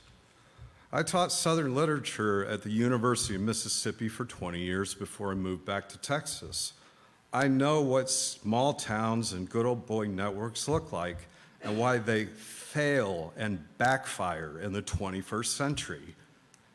Bastrop is a town at heart, but it's also a booming city, encircled, not surrounded, by Austin, San Antonio, College Station, and even Houston, and I meet them whenever I open our art gallery on Main Street every Sunday afternoon. These are major metropolitan areas, and we could be the hub of that wheel and benefit. That is, unless we, our council members, just watch opportunities go elsewhere, and our city government wants to bicker and behave small. That's all I have. Thank you. Thank you, sir. Next person to speak is Brian Rooney. Does not wish to speak, wants to register his opposition to 3 or more council members' discussion outside a posted meeting. Casey Ducio does not wish to speak, wants to record her opposition to 3 or more council members' discussion outside of posted meetings. Next scheduled speaker, Richard Gartman. Approach the podium, name and address, and you'll have 3 minutes, sir. Thank you. Richard Gartman, 104 Bowstring Bend. I'm opposed to all of this, I'll just call it garbage, that I'm hearing coming out of here. And this item on the agenda is just kind of one of them. There's several items. Those of you who know me, I've dealt with regulatory stuff most of my professional career. There's the letter of the law, there's the spirit of the law. And I think we've lost track of that in here. That's where ethics comes in. What are your values? Okay, this is what the law says I can do, but what should I be doing for my community? What is the right thing to do for my community? And I think that's where the whole discussion with the Diet needs to sit down and have that long discussion with themselves. What is the right thing to do? You need to say one thing and then act on the other one. The other side of it is there's the unintended consequences. Oh, this looks really good, but when that but shows up, that you need to look at as well. Again, it goes back to the values, transparency. We've heard several other people talk about the same item. Do people understand what you're doing? Legal language is not easy to follow. Most people can't follow it. Make it simple, make it clear. Don't make it mumble jumbo. Again, you're representing them. You're supposed to have their trust. Right now, I don't think the city trusts what's going on up here. Thank you. Thank you, sir. Next scheduled speaker is Kai Holt. Does not wish to speak. I hope I didn't mess that name up, but wishes to register their opposition to 3 or more council members' discussion outside a posted meeting. Next is Ellen Tanner. Again, does not wish to speak. Wishes to register their opposition to 3 or more council members' discussion outside a posted meeting. Next scheduled to speak, well, does not wish to speak, is Herb Goldsmith. Wishes to record their opposition to 3 or more council members' discussion outside a posted meeting. Brett Douglas does not wish to speak, wishes to register their opposition to 3 or more council members discussing outside of posted meetings. Next person scheduled to speak is Carrie Kaler. She doesn't appear to be here. She wishes to register her opposition to 3 or more council members' discussion outside of posted meeting. Next person scheduled to speak, and I'm unsure if she still wants to speak, is Cheryl Long. She spoke earlier. I want to give her another opportunity. Next person is Jolene Johnny. Does not wish to speak, wishes to register her opposition to 3 or more council member discussion outside a posted meeting. The next person scheduled to speak on this item is Alex Henley, but you've already spoken. Yeah, I'm just making sure I cover all the sheets. No, you're good.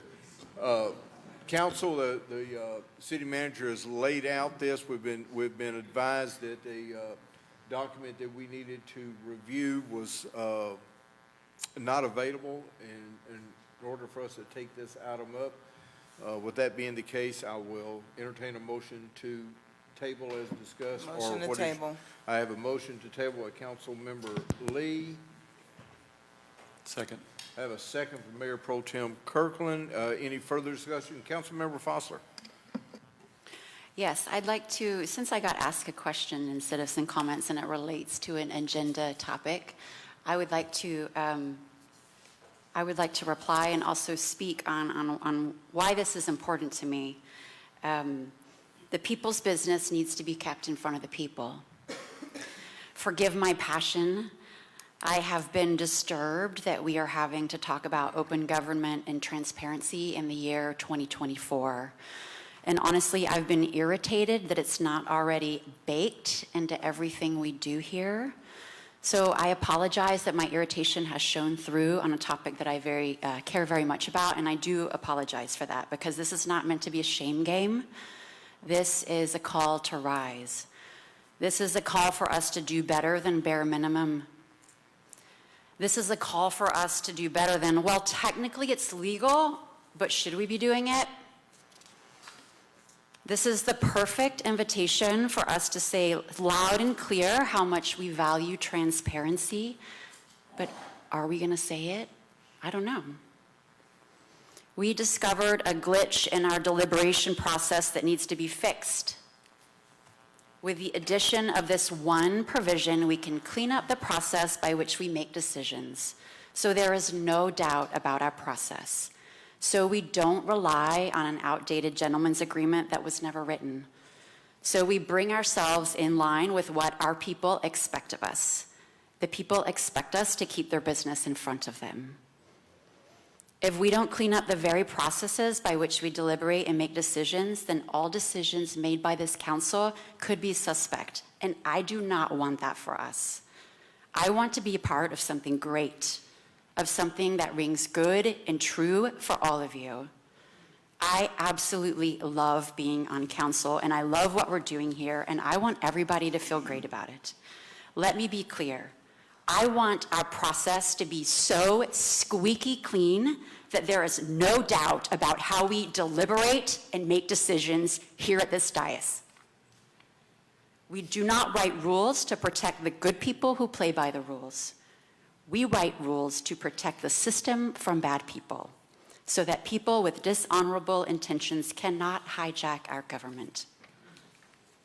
We found a glitch, and we need to protect our system. I understand how helpful it is to have conversations. For the ones on council who spoke in favor of keeping with the majority being able to meet, I heard your reasons, and I understand.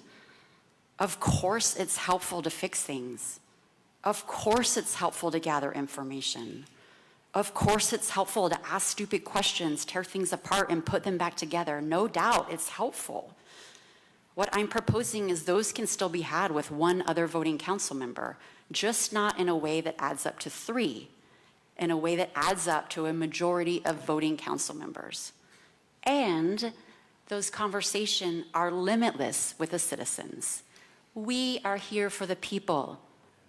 The most crucial conversations out there are the ones between elected officials and the people. The crucial conversations are not between elected officials. There is no limit to the amount of conversations that we can have with the people, and those are the golden ones. I want you all to understand a value system that I grew up on, because it's going to be repeated up here for the next 3 years, and then another 3 if you'll vote me in. This is what I was operated on. It's what I was raised on. It's what I ran on, and it's what I won on. It's all about the community. Community first was my tagline, and I mean it. I am confident this is the reason why I won. I heard it time and time and time again when I visited with citizens. More questions, more transparency, more openness.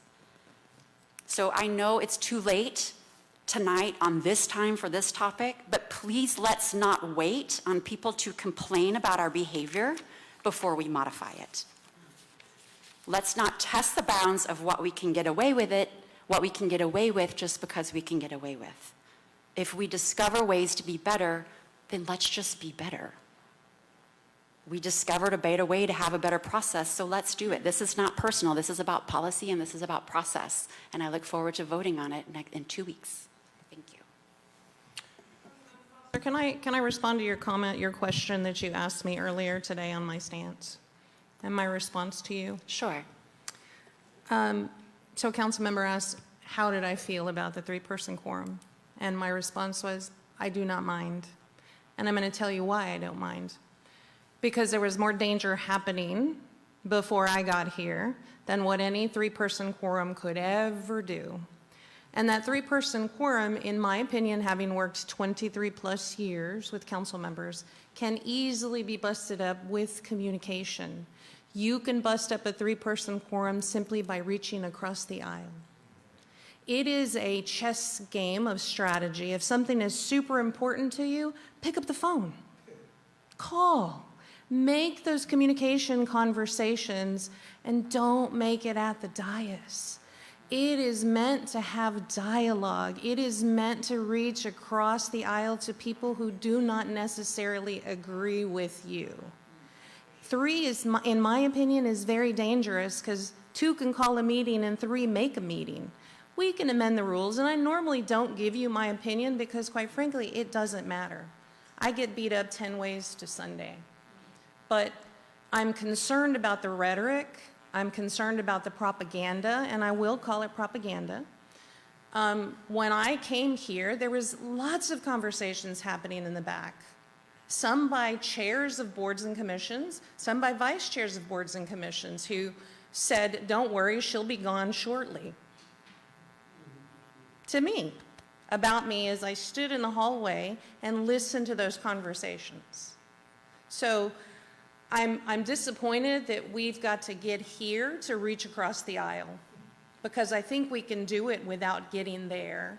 And the presumption that we're all bad and can't be trusted, that is for us to rise as a council and as a staff to get these folks to trust us. And that can only be done with dialogue. That's why I do the Sit with Sills, because this stuff is for popcorn. The real work is back there and in the streets and at the Sit with Sills and those conversations I have with every single resident. I think your passion is admirable. I think there are other ways to get there. Madam City Manager, we appreciate your perspective and comments, but we have a motion on the floor that's for discussion amongst council. Council, at this point in time, we have a motion on the floor relative to tabling this matter to our August 13th meeting for the second reading of this resolution to amend the council rules and procedures. Councilmember Plunkett, do you have a question or comment? Yes, and I did want to address, some of the comments that have been made. Yeah, what was happening before, 3 people figured out how to get together and learn about the items that were on the agenda, because I don't know how much y'all look at the packets, but, it's not super simple. It's not self-explanatory all the time.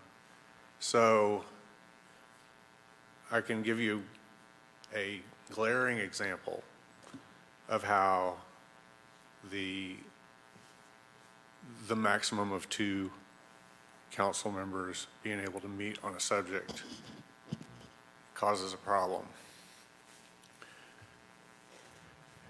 when in 2018, I guess the council, or at least some members of council, decided it was time to change the code, the building code.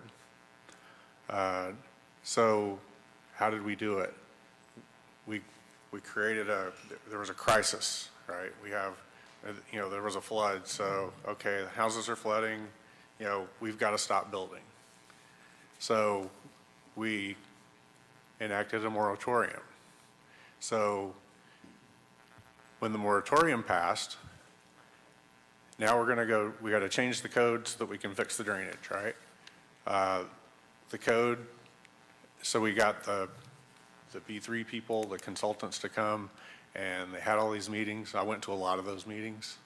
It was a sales pitch. It was not an open dialogue about the way that the code was going to be written or the way the code was going to be enforced. It was, I truly believe that the council members who voted on that did not realize what they were voting for. And so what happened was, after almost a year of a moratorium, you've got so much pressure on the council you've got to pass something, we've got to be able to build, we've got to be able to do this. So you've got the Austin Home Builders Association who sent emails saying, look, there's some really bad stuff in this code. You've got to take a look at it. Nope, no time for that. We've got to vote this up or down. So you get a 300-page, or however much it is, document dumped in your lap in a packet, and here's what we got to pass. Are you gonna tell these contractors they can't build anymore? Are you gonna extend the moratorium? Is that what you're gonna do? Vote it up or down. Do it. Vote it. You got to do it. That's how a minority can manipulate the whole workings of the deal. The staff and one or two council members, when it's done correctly, can do that. And that's what was being done on the regular. I talked to council members who decided not to run again because there's no point. We have no idea what's going on up here. We just get our packet and we're expected to vote on everything. No idea what's going on. Well, is that open government? Is it? I don't think it is. Thank you, sir. Councilmember Meyer. Thank you. And thanks to everyone who showed up tonight, because this is what democracy is. We listen to you because we work for you. This is what transparency is about, and it saddens me, and it also, it really goes against every grain in my body to think or imply that I would be in a closed-door meeting on the side, in the background. That is not who I am, and that is not who this town has voted for twice to put in office. And you know that. And if you don't know me, you'll get to know me and know that's absolutely not who I am. But let me tell you who I am. I'm about somebody. I care for all of you. Whether we agree, whether we don't agree, I work for everybody. And my fear, and thank you for everyone who has called me and reached out wanting to know, what is this letter? What is this story? What is going on? Thank you for asking. Because my fear is this. You lower a quorum to 3. It takes 2 council members to call a meeting, a special meeting. Okay, we're worried about 3 council members having control, which is not going on. You got 2 call a meeting, you have 3 council members show up, you've got a quorum. All of the items on the agenda that they all want to pass are passed. That's it. Takes 4 right now, that couldn't happen. But that could happen with 3. That's a huge concern of mine. The other concern I have is calling a fire when there's no fire. There is nothing on the side that I am part of, never have been part of, never will be part of. So please do not look at one side of the story. Call me, ask me. My people that I talked to, even though it was incorrectly taken, that I appreciate input from council members, and of course that wouldn't be all at once, but you're the people that I care about, and you're the people I listen. So call me and ask me, and let's talk about it. But let's look at the full picture, and that's all I'm asking. Thank you, ma'am. Councilmember Lee. Thank you, Mayor. So I am in opposition to leaving things the way that they are. I believe as council members, we should lean upon our own understanding, not talking with other council members for the purpose of figuring out how to get what you want passed. That is not how I handle being a council member.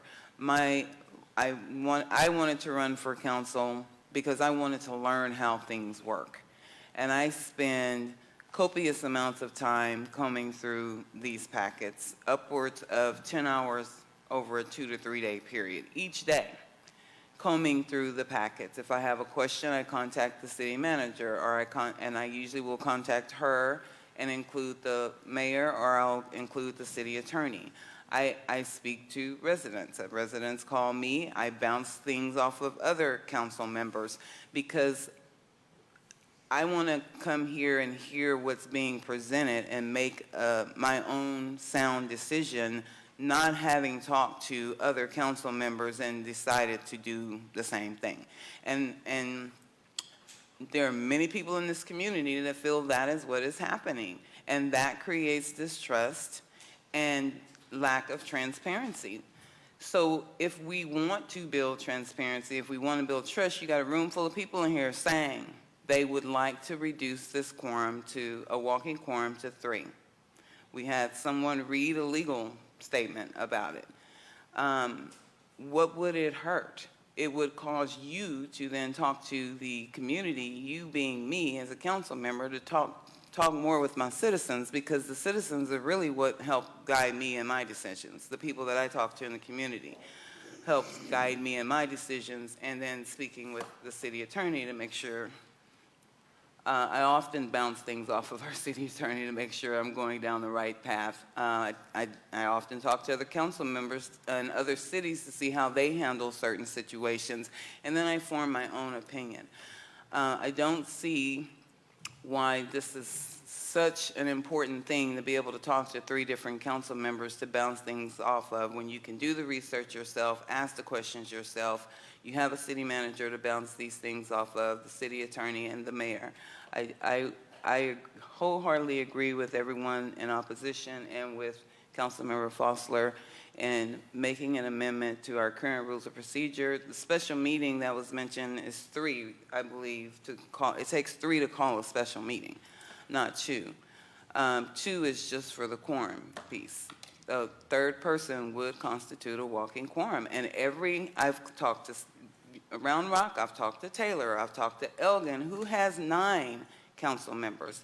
Elgin has 9 council members, and the mayor gets to vote, and they still do 3 as a walking quorum. I have not talked to one city out of probably about 6 that said that they didn't do the 3 as a walking quorum. I do not think it would hurt or harm the city to fall in line with the law. Thank you. Is that your light still on, ma'am? Is that it? Thank you so much. A point of clarity: there's only 3 people here at the dais. One of them has to serve as a presiding officer, therefore they don't have a vote unless there's a tie. If there's a tie, then there won't be 3 votes that it takes to pass a resolution or ordinance. We've heard the item's been laid out. We have a motion to table this item until August the 13th. Seeing no further discussion, Madam City Secretary, if you'll call the roll. Councilmember Lee. Yes. Mayor Pro Tem Kirkland. Yes. Councilmember Meyer. Yes. Councilmember Plunkett. Yes. Councilmember Foster. Yes. Thank you, council. The motion to table it passes unanimously. You'll be pleased to know we'll be moving back up to the middle section of page 3. Mayor, can we Yes. take a break? With need a break. a bio break has Yes. been suggested. Will 5 minutes? We are in recess.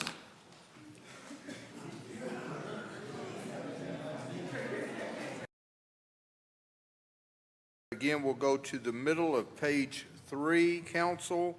Well, I guess we need to wait for our city manager, who the next item is.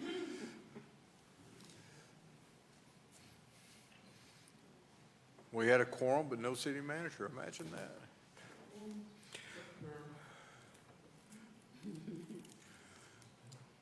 Our city secretary is AWOL, but we'll go ahead and get started. Item 9A, consider an act in support of Bastrop County project in the Capital Area Metropolitan Planning Organization, CAMPO, 2050 Regional Transportation Plan. Madam City Manager. Thank you, Mayor and Council. Let me just stay up here because I think I have a few items. This is a project that was requested by Bastrop County in our coordination or improved coordination efforts. This is a project that is going to be submitted to the Capital Area Metro Planning Organization, for which Commissioner Beckett is on the project planning team. The project would essentially start at 304, come across, comes up, cuts into what is the right-of-way titled airplane? Airstrip. Oh, sorry. Hey, Amy. Airstrip. So at this point, there is no dollar commitment, but the project needs to have some sort of viability of support by the city. So we are asking the council to provide support to the county for submission of the project. And in your packet was a list of various projects the county would submit for master transportation and mobility projects. Council, you can see it says 2050. This is nothing but lines on a map, and we know the changing dynamics of Correct. of our I don't want area. anybody to get freaked out that we're going to go and cut They're across. required as part of their funding to have these long-range planning processes in place, because if they do not, they don't always get into the program of projects or some of the scope of work that's out there. So as the city manager said, there is no fiscal note on this. All it is asking for our approval to commit to the county that we are supportive of their project. Motion to approve. I have a motion from Councilmember Lee. Second. I have a second from Councilmember Foster. Any further discussion, council? Seeing none indicated, Madam City Secretary, if you will call the roll. Councilmember Lee? Yes. Councilmember Foster? Yes. Councilmember Meyer? Yes. Councilmember Plunkett? Yes. Mayor Pro Tem Kirkland? Yes. Thank you, council. Motion passes unanimously. We'll move on to 9B. Consider an act on resolution number R-2024-91 regarding the Bridging Bastrop Board laid out by council members Meyer and Plunkett.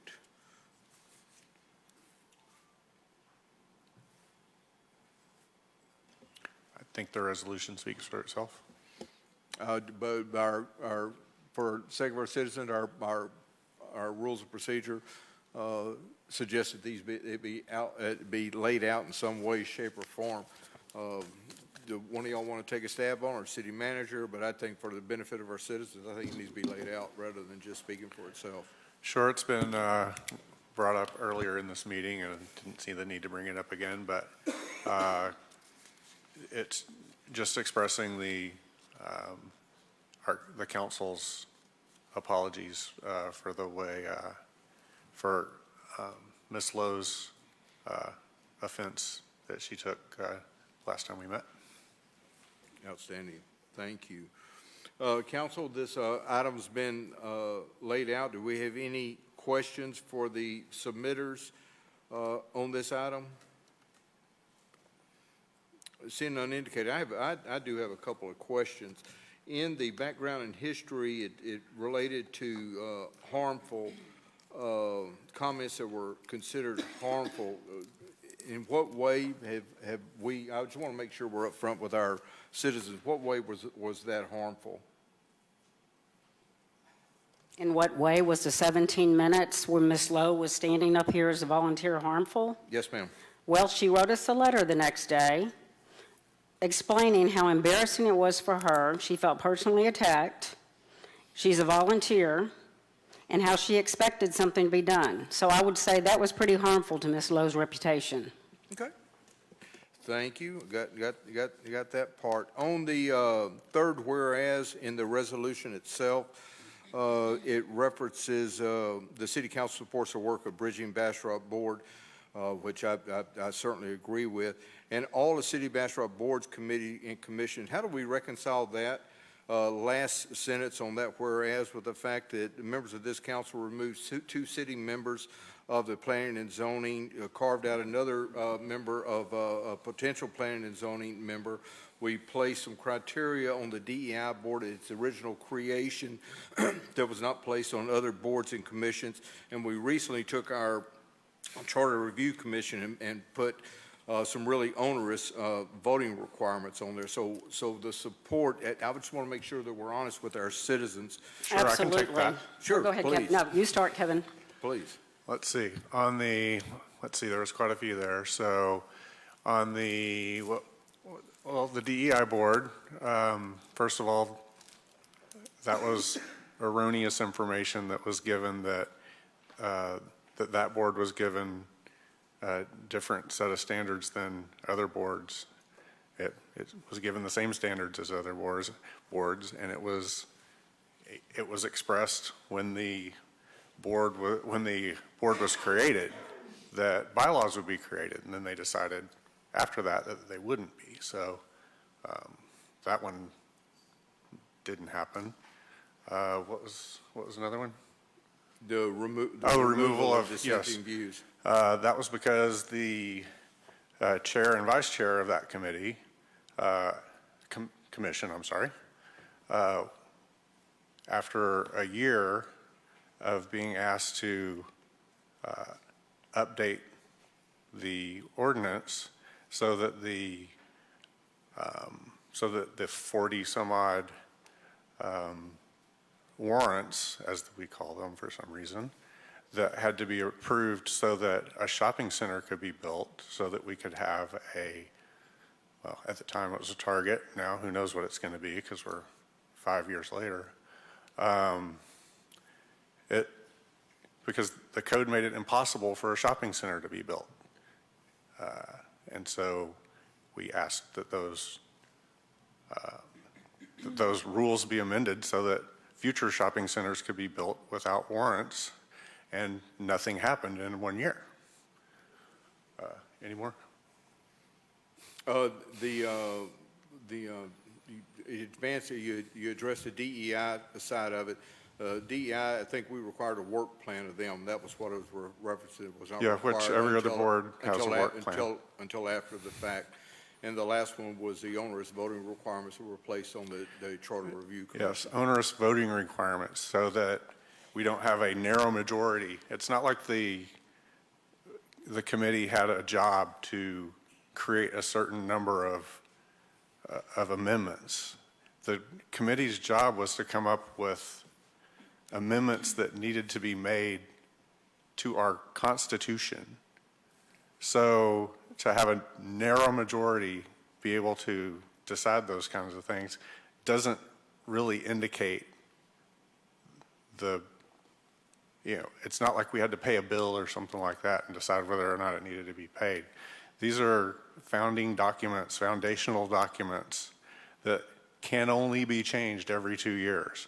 So no, I didn't want something with a 7-6 vote, coming before council as a constitutional type change. I don't see that as being against the committee. Okay. So 75% as opposed to the 2/3 votes. One of them was 8-4. Well, I think we were willing to go for 2/3, but nobody proposed that. Okay. So. Go ahead, Councilmember Lee. Thank you, Mayor. So I just want to clarify, the DEI board never, when we were a task force committee, it was made very clear that there would not be any bylaws. That discussion never came up. I spoke with the mayor, who was Connie Schrader at that time, and the city attorney, who was Paul Hoffman at that time, and asked them if bylaws were needed. No other board had bylaws, and it was not a requirement. And that was when the agenda item was initially discussed. There was no mention that there would be bylaws and no promise that there would be bylaws. So I wanted to clear that up. On the, there was another statement that was made. I do agree that, the work plan. No board was required to do a work plan. So that was I'm not gonna, hardship is not the right word, but it was a requirement of the DEI board to do a work plan, and no other board was required to do a work plan. And as a result of the request for the DEI board to do a work plan, every board had to do a work plan, and then the DEI board ended up having to teach the other boards how to do the work plan. So that was not standard practice, and it was something that was implemented as a condition for approval of the DEI board. As far as the planning and zoning commissioners go, I was on planning and zoning when those two volunteers were on that board, and I can tell you that we did ask for more information about B3 codes. We did ask for more workshops about B3 codes. We did ask for information about going over the signs. I distinctly remember that. That was a big deal of discussion, going over the signs and the lightings and the light poles and how high the lights could be on 71. And where we did ask for that information with those two commissioners on the Planning and Zoning Commission. So that's also not true. Your reasoning for removing them is your reasoning, but on that specific one, they did fulfill their jobs because we did ask for those meetings. Thank you. Thank you, ma'am. Councilmember Meyer. Thank you. So this resolution was brought forward because we wanted to address a problem that happened at our last meeting. And it did not state anything that council stands for. That is why this resolution was brought. Going back in time and bringing up questions that had very valid reasons. I was on planning and zoning 6 years before I sat on council. So I remember all of the meetings and all of the things. And I do remember, and I saw, and I'm not going to have the city manager comment on this, but there were things that were said by two planning and zoning members. I will not embarrass anyone on this dais because that is not who we are. But there were other factors. So to lay out a case and then try to dilute this resolution with these cases that there's no evidence, I don't appreciate that, and I don't appreciate trying to degrade this resolution because it is what it is. And I will be happy to read this resolution so you can all know what it says if you would like to. I don't need to, but I don't want to belittle this resolution with excuses for other things fabricated anyway. Thank you, ma'am. Let me preface my next remark with it. I'm supportive of the resolution. I just want to make sure that it's truthful and that it reflects consistency in there, such as on whereas 4, where it says the city council finds Councilmember Lee's comments on the dais on July 9, 2024 to be offensive, inappropriate, inaccurate, and not in accordance with the city's rules of decorum. In order to be consistent, we'll recall on April 29th, there were 4 members of this council that berated me and created very harsh, offensive, and inaccurate, and inappropriate information on me. And I just want to make sure that that this resolution is consistent with previous actions of this council. Councilmember Meyer. Yes, and thank you for asking that question because it absolutely is. Because we have evidence, we act on evidence. It is not our doing, it is other doings that we act on. So absolutely 100% yes. Well, then that poses another question. Madam City Manager, has there been any evidence presented to you relative to any action on my part relative to misuse of funds? No, Mayor, but you also have not Point- complied and point turned of over order. your public, your I private phone. understand, I understand, but. You've not turned over your right, phone you so that we haven't can There- complete there the is- investigation. I understand, but there's been no evidence after us. And I'm going to call a point of order. We are far from this resolution. Point of order has been noted. Thank you, Councilmember Plunkett. I just wanted to express my support. Call the question. Question has been called. Have we had a motion on this? So I guess the question I'm sorry, city. Move to approve. Okay, I have a motion Second. now. Now you can call the question. There you are. We have a motion and a second. Any further discussion? Seeing none indicated, I do want to say, while I support the resolution in its ideal, I would suggest that we remove those issues about support of all city boards and committees and commissions based on past action, and also some of the terms offensive, inappropriate, inaccurate, which are inconsistent with actions of this council. That being said, we have a motion on the floor. We have a second. We're still in discussion, Councilmember Lee. I called the question. You called the question prior to that? You called the Okay, question I'll call the question now. Question's been called, so discussion is ended. Madam City Secretary, if you'll call the roll. Councilmember Plunkett, Yes. Councilmember Meyer, Yes. Councilmember Lee, No. Councilmember Fossler, Yes. Mayor Pro Tem Kirkland. Yes.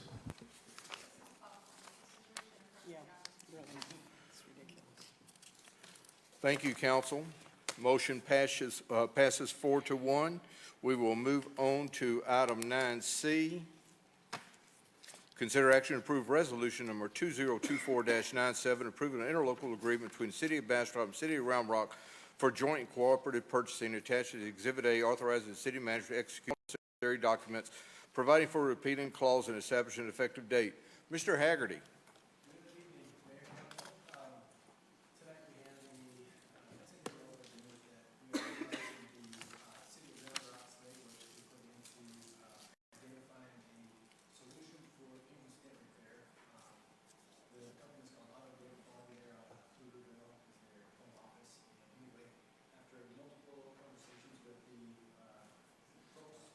Uh-oh, there we go. After the multiple conversations with the folks at the company there, I am confident that they're going to be able to provide the services that we need to repair the vehicles and in a timely manner. So what it entails is on the April 9th, we had that hailstorm that came through town. We had 33 vehicles that were impacted by the hail of various sizes, and the total damage for our claim was just under $180,000. So right now, since we're self-insured through the Texas Municipal League, our deductible is $1,000 per vehicle, and so the check that we have received is about just $179,585. So that will repair the remaining vehicles that we have. And so, yeah, I would like to see if you guys approve. Outstanding. Appreciate it. Any questions for Mr. Haggerty? Mayor Pro Tem Kirkland.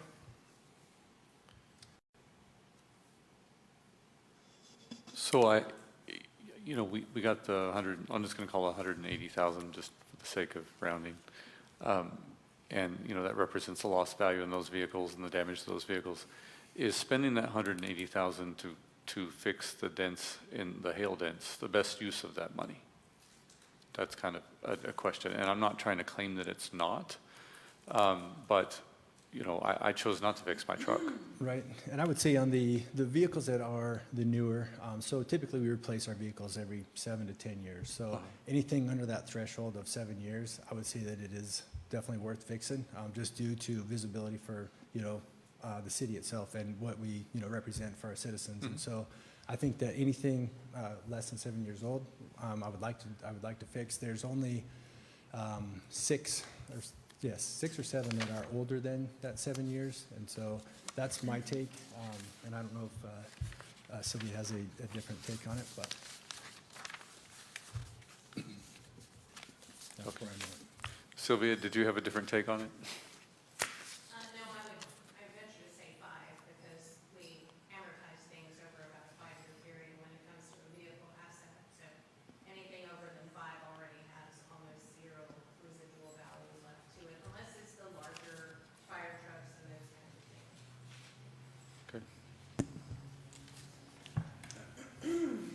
Any further questions for Mr. Haggerty or for any other city staff? Seeing none indicated, I will entertain a motion. Move to approve. I have a motion from Councilmember Lee. Second. I have a second from Councilmember Meyer. Any further discussion or debate? Seeing none indicated, Madam City Secretary, if you'll call the roll. Councilmember Lee? Yes. Councilmember Meyer? Yes. Councilmember Plunkett? Yes. Councilmember Foster? Yes. Mayor Pro Tem Kirkland? Yes. Thank you, council. Motion passes unanimously. We'll move to item 9D at the bottom of page 3. Consider action to approve resolution number R-2024-87 of the City Council of the City of Bastrop, Texas, approving the financial management policy, which is attached as Exhibit A, providing for a repealing clause and establishing an effective date. Ms. McElwain. Mayor and Council, these next couple of slides are actually for the next 3 items. They're all policies, financial policies that need to be updated. The first one is a financial management policy. Then we also have the investment policy and the purchasing policy. Financial policies are central to a strategic long-term approach to financial management by defining a shared understanding of how the city will develop its financial policies and manage its resources to provide the best value to our citizens. These policies are reviewed by the city manager prior to preparation of the operating budget, and they're brought to council for approval at least annually. The Governmental Financial Officers Association, or the GFOA, through its officially adopted best practices of National Advisory Council on State and Local Budgeting Presentation Award Program, has recognized financial policies as an essential part of the public financial management. Each of the reference policies can be located as part of the annual budget document on the city's website under financial transparency and the financial summary, and they will also be included in your budget book when you get it. There have not been any changes to any of the policies. We have reviewed them and they are satisfactory. Council, it's a fairly extensive policy. I'm sure we've at least looked over it. The city manager has reviewed it, and our capable accounting department has certainly looked at it. Is there any questions for Ms. McElwain or for our city manager? Seeing none. Move to approve. Seeing none indicated, I'll take a motion. I have a motion from Councilmember Plunkett, a second from Councilmember Meyer. No further discussion is indicated. Madam City Secretary, if you'll call the roll. Councilmember Plunkett? Yes. Councilmember Meyer? Yes. Councilmember Lee? Yes. Councilmember Foster? Yes. Mayor Pro Tem Kirkland? Yes. Thank you, council. Motion passes unanimously. We'll move to item 9E. Consider action to approve resolution number R-2024-88 of the City Council of the City of Bastrop, Texas, approving and adopting the investment policy and investment strategies as attached in Exhibit A, approving the list of qualified brokers attached as Exhibit B, making various provisions related to the subject and establishing an effective date. It's yours once again, Ms. McElwain. It's the same, this was the same presentation that this is just wanted included. to make sure. I have a motion from Councilmember Plunkett, a second from Councilmember Lee. Seeing no further discussion indicated, Madam City Secretary, if you'll call the roll. Councilmember Plunkett? Yes. Councilmember Lee? Yes. Councilmember Meyer? Yes. Councilmember Foster? Yes. Mayor Pro Tem Kirkland? Yes. Thank you, council. Motion passes unanimously. We'll move to item 9F. Consider action to approve resolution number R-2024-89, approving the City of Bastrop purchasing policy, which is attached as Exhibit A, providing for a repealing clause and establishing an effective date. Anything you wish to add to this, ma'am? Nothing new. Ms. McElwain is late. Move to approve. I have a motion from Councilmember Lee. Second. I have a second from Councilmember Plunkett. Seeing no further discussion indicated, Madam City Secretary, if you'll call the roll. Councilmember Lee? Yes. Councilmember Plunkett? Yes. Councilmember Meyer? Yes. Councilmember Foster? Yes. Mayor Pro Tem Kirkland? Yes. Thank you, Ms. McElwain. We will move to item 9G. Consider action to approve resolution number R-2024-98, the City Council, City of Bastrop, Texas, for the release of land city's extraterritorial jurisdiction upon request and providing for findings of fact, repealer, severability, effective date, proper notice, and meeting. Madam City Manager. We have our assistant, too, who will be presenting to the council for the first time as assistant to the city. Good evening, Mayor, Council. How are y'all doing? I don't know how to use this. What? Yes, okay. All right, so the City Secretary's office has received multiple petitions for the release of several tracts of land comprised of either a tract or a parcel that's currently situated in our ETJ. Recently, the Senate did pass a bill. It's Bill 2038, and it allows for a resident or a majority of owners in the area to petition to be released from the ETJ. Currently, we received 6 petitions. These are the location maps. Location number 1 is essentially located to the southwest of the city limits and east of the county line, adjacent to the Garfield Mud. Location number 2 is west of the previous parcel, also southwest of the city limits and east of the county line. Location number 3 is located northwest of the previous parcels and almost adjacent to the county line. Location number 4, that one is a little different. That one's located westward of the 1 mile ETJ. It's approximately 1.8 miles away from the ETJ to the west of the city limits. Okay. The 5th location, that one is back over by the Garfield Mud, and that one would be located to the southwest of the city limits and east of the county line. And then location number 6 is adjacent to the previous one, and it is located to the southwest of the city limits and east of the county line. Currently, staff is recommending that these parcels be released from the ETJ. Are there any questions? Any questions, council? Seeing none indicated, we'll certainly entertain a motion. Move to approve. Second. I have a motion from Councilmember Meyer, a second from Councilmember Plunkett. No further discussion is indicated. Madam City Secretary, if you'll call the roll. Councilmember Meyer, Yes. Councilmember Plunkett, Yes. Councilmember Lee, Yes. Councilmember Foster, Yes. Mayor Pro Tem Kirkland. Yes. Thank you, council. Motion passes unanimously. We'll move to 9H. I will warn y'all, we do have a citizen comment scheduled here. Consider action to approve resolution number R-2024-99, City Council, City of Bastrop, denying the release of land from the city's extraterritorial jurisdiction and providing for a findings of fact, repeal or severability, effective date, proper notice, and meeting. It is yours once again. Good evening, Mayor and Council. As previously discussed, we received a bevy of petitions, and so this one is similar with the Senate Bill 2038, where a resident or a majority of owners is allowed to petition an area to be released from the ETJ. Property number 1, I believe the owner of this property is here to speak, by the way. Property number 1 is located in the 1 mile ETJ in Tahitian. We decided not to this one because of its location within the 1 mile ETJ, and then also for utility and infrastructure and future planning reasons. Location number 2 is actually a part of the Garfield Mud that the city approved a while back. And then similarly with location number 3, it's also a part of the Garfield Mud. And so we felt that it wouldn't be prudent to release that one because both of the parcels in the mud are part of a pre-existing agreement that the city did for the consent and creation of the mud. So that is therefore why staff is recommending to not approve is recommending to approve the resolution denying the release of the parcels from the ETJ. Any questions? Councilmember Lee. Thank you, Mayor. I do have a question. So the Garfield Mud, do we have an annexation agreement with them? No, ma'am.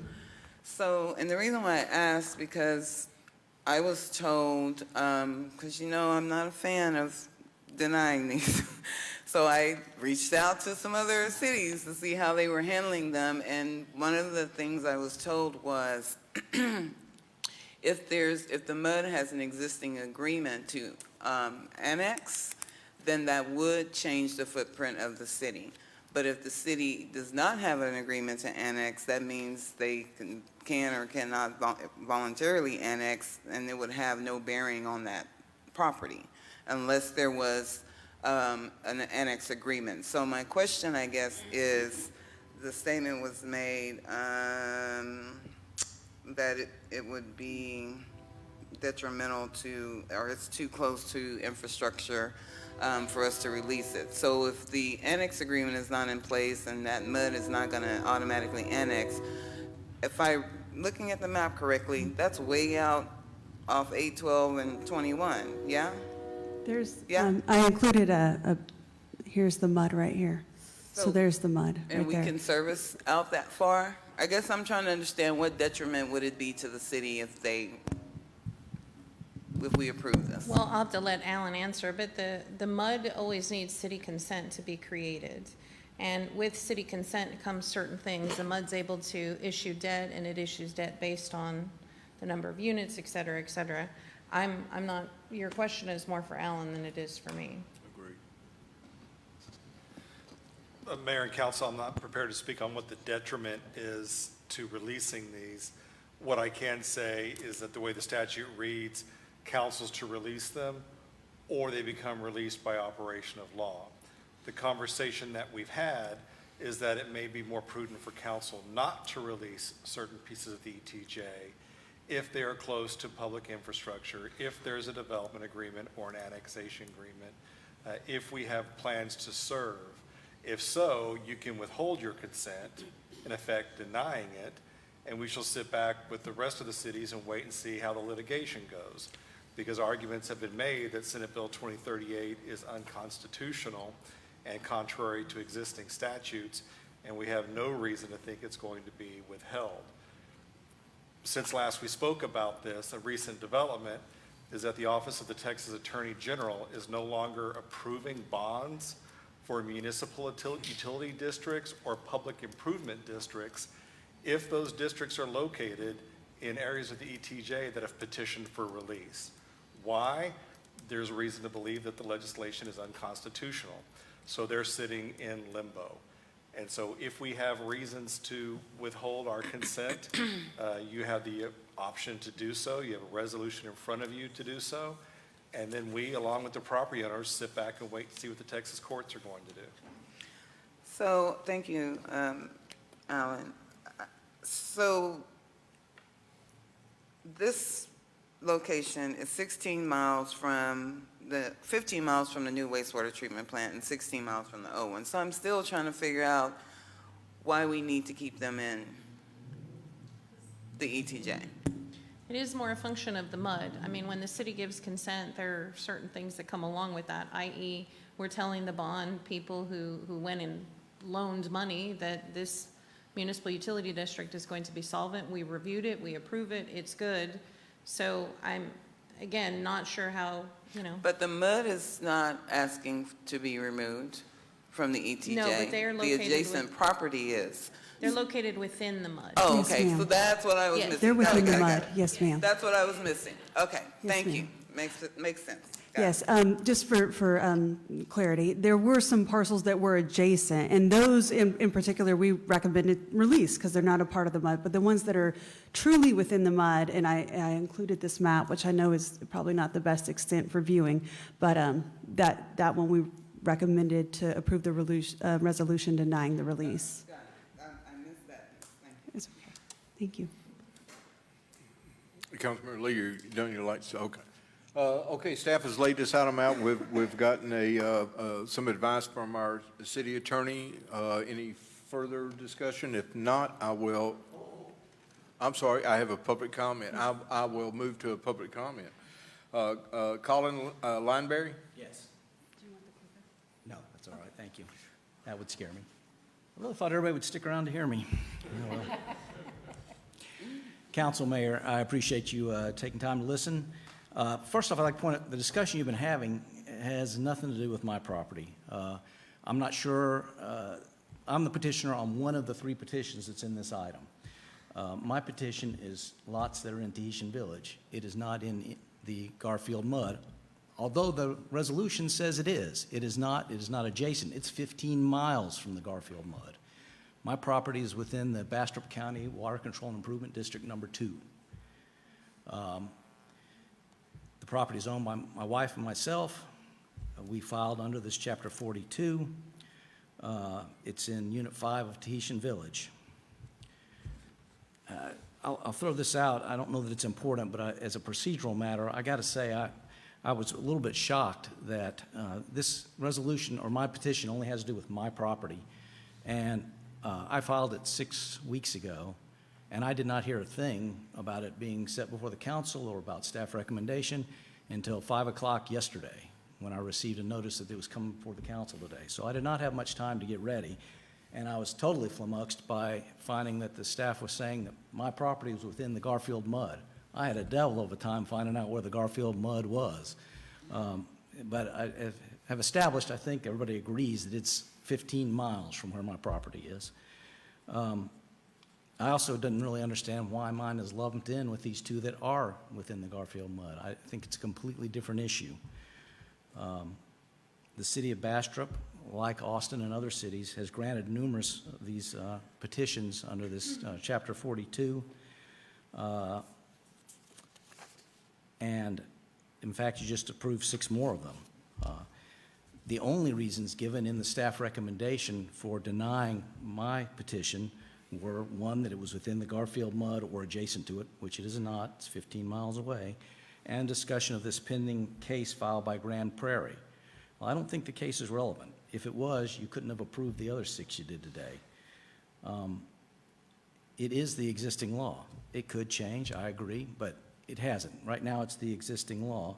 And more importantly, I don't think it's fair, and I'm not sure it's legal for you to deny mine based on this pending case when you're approving others, 6 others today. If I was in the mud and those are the ones you choose to disapprove, I could understand that, but I'm not. I guess I'd respectfully request that the council sever my petition from these 2 that involve the Garfield mud, strike the factually inaccurate suggested finding of fact that it is in the Garfield or adjacent to the Garfield mud, strike the reference to this pending case that doesn't involve the city of Bastrop, and approve the release of the acreage I've asked to be released, which again is in Tahitian Village Unit 5. I appreciate your consideration, and I'd be happy to answer any questions I can. Thank you so much. Staff, is there any explanation as Yeah, to, I'm asking the same please, thing. as to its inclusion in the Garfield mud? So that, I believe, was a Scrivener's error in the resolution that we sent out. He's not inaccurate. It is separate and apart from the Garfield mud. The Garfield mud is one subject matter. His is another. Now, it is all included in one resolution, but it would have been a different reasoning behind this particular one. This particular one is because it's in the 1 mile ETJ. I have it highlighted on this map. And then just for future utility planning purposes, we do accept some of the WCID wastewater flows at the Mauna Lua lift station, which then goes over to our wastewater treatment plant. So it would be a natural understanding that the progression of utility extension would eventually extend to this particular location, which would then ultimately have an impact on our wastewater flows. And so the idea of disassociating a parcel from being under the regulatory authority of the city and it potentially having the option to one day future flow to our wastewater treatment plant, we didn't feel was prudent. However, to Alan's point, it is the council's decision, so you do have the right to take no action, to decide to not agree with staff's decision or to uphold staff's decision. So Viv, it was included in the resolution because these were lumped as not going to be approved. Got it, got it. So he's in WCID number 2, the other 2 are in the Garfield mud. Yes, ma'am. Got it. Clear. Councilmember Meyer. Thank you. So is it an option? I mean, I understand the options given, as Alan has stated, but is it also an option to correct it by his not being in that resolution? And I mean, and what he just, the points that he just made to take him out of that, is that an option also? That's not an option staff would suggest. Okay, that's what my question now, is. The correction that he's not in the Garfield mud, absolutely. We'll let the minutes reflect that. Right, okay. She just said it's not an option, she suggests, not that it's not an option. It certainly is an option. And I would like to respond to what was just said, if that's all right. yes, sir. Please. You know, first off, there's nothing in the statute about distance within the ETJ. So the 1 mile thing, that's not in the statute. There's nothing there about that. But on top of that, the idea of talking about wastewater flows, Unit 5 doesn't have any sewer service.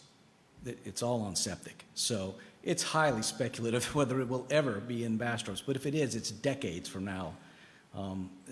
That to me is not a legitimate reason to deny this when, like I said, everything in Unit 5 in Tahitian Village that I know of, at least everything within a mile of my property is on septic. There is no sewer service in that area.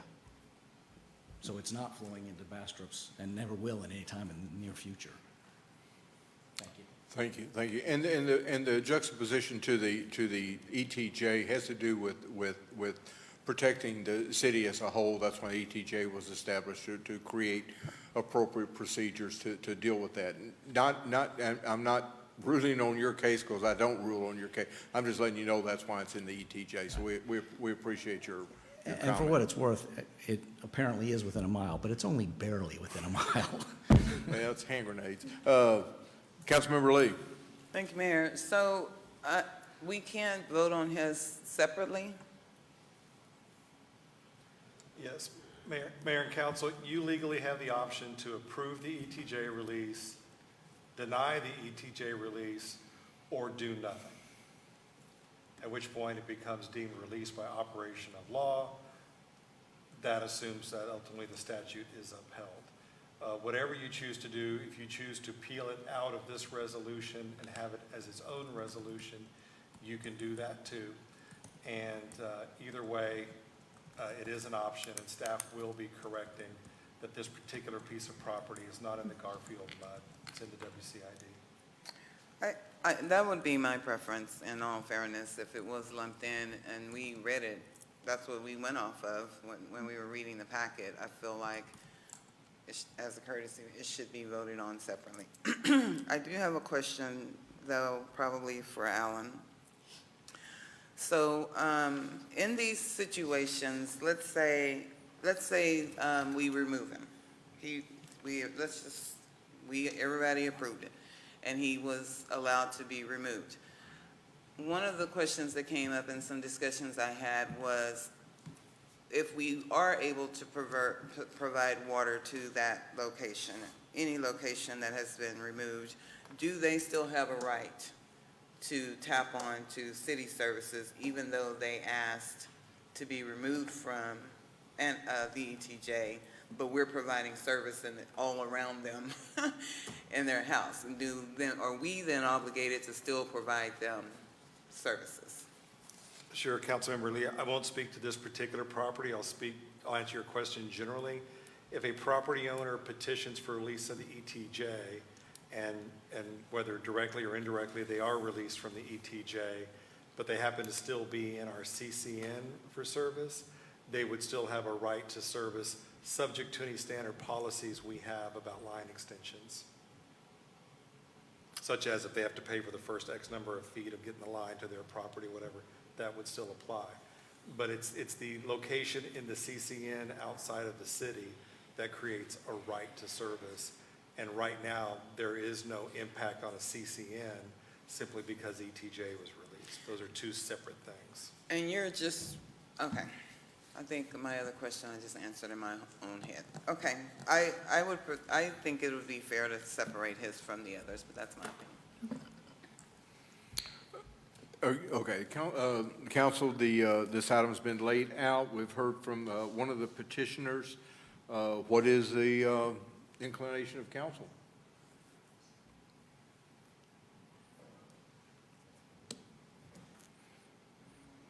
Staff has asked for approval of denial. Additional information has been provided. Scrivener error has been presented and will be corrected. Councilmember Meyer. Thank you. So, Alan, could you tell us what the language would be with Councilmember Lee's consideration of taking out? Because that's what we would be voting on, correctly? Or just separately, taking his out and then possibly two?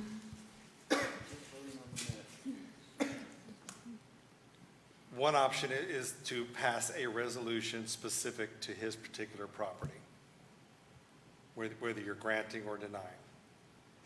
And it'll look exactly like 2024-99, but just be specific to his property. So you can do that.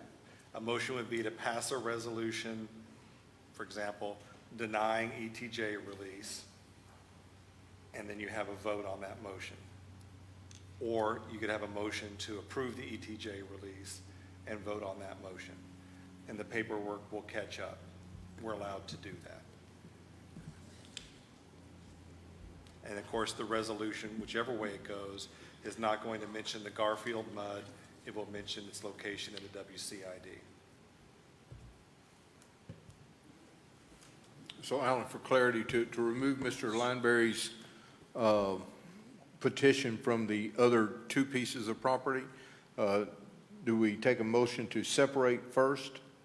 I think the easy thing to do, Mayor, would be to make a motion to approve Resolution 99 without Mr. Lineberry's property in it. Vote on that and then address his separately. Clear, very clear. Well, the city attorney certainly laid it out. I will certainly entertain a motion to that. I make a motion to approve resolution number 99, removing what's Mr. your name? Lineberry? Mr. Lineberry's property from the resolution for a separate resolution. Second. Okay, we have a first and a second. To be clear, your motion is to remove Mr. Lineberry's petition from the other two petitions. Okay, thank you, thank you. Council, we have a motion, we have a second. Mayor Pro Tem Kirkland.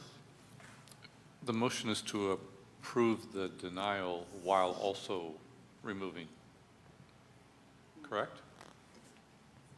I think we're taking two separate actions here. I think the first action is remove Mr. Lineberry, then take action on the other two pieces. I mean, I'm fine either way. Right, I get what you're saying, Mayor Pro Tem Kirkland. I think you're correct. So the motion would be to deny. The denial is embedded in the Right, resolution. so it'd be approved. To approve the I'm sorry. resolution. You're right. With the To removal. approve the denial, the motion is to approve the denial of With the resolution number 99 with the removal of Mr. Lineberry's property. Good. Thank you. Thank you. There we go. Mayor Pro Tem, you have an additional question? Okay. Now then, that we're all straight on this, if there's no further questions, Madam City Secretary, if you'll call the roll. Councilmember Lee? Yes. Councilmember Meyer? Yes. Councilmember Plunkett? Yes. Councilmember Fossler? Mayor Pro Tem Kirkland? Yes. Thank you, council. Motion passes unanimously. Mr. Lineberry, I suspect that's a smile on your face right now. There you are. I got you. I got you. I'd like for you to get anticipating on this. That's a little bit, get excited. Okay, now we need to have a motion relative to Mr. Lineberry's parcel. And I will entertain a motion to that to approve his petition to be removed from the city's ETJ. I would motion to approve Mr. Lineberry's petition to be removed from the ETJ. Second. I have a motion from Councilmember Fossler, a second from Councilmember Lee. We have a question from the Mayor Pro Tem. So, Madam City Manager, Yes, sir. what was the reason for including this property in the denial list? And besides the fact that it's in the ETJ, like what are we concerned about with this property?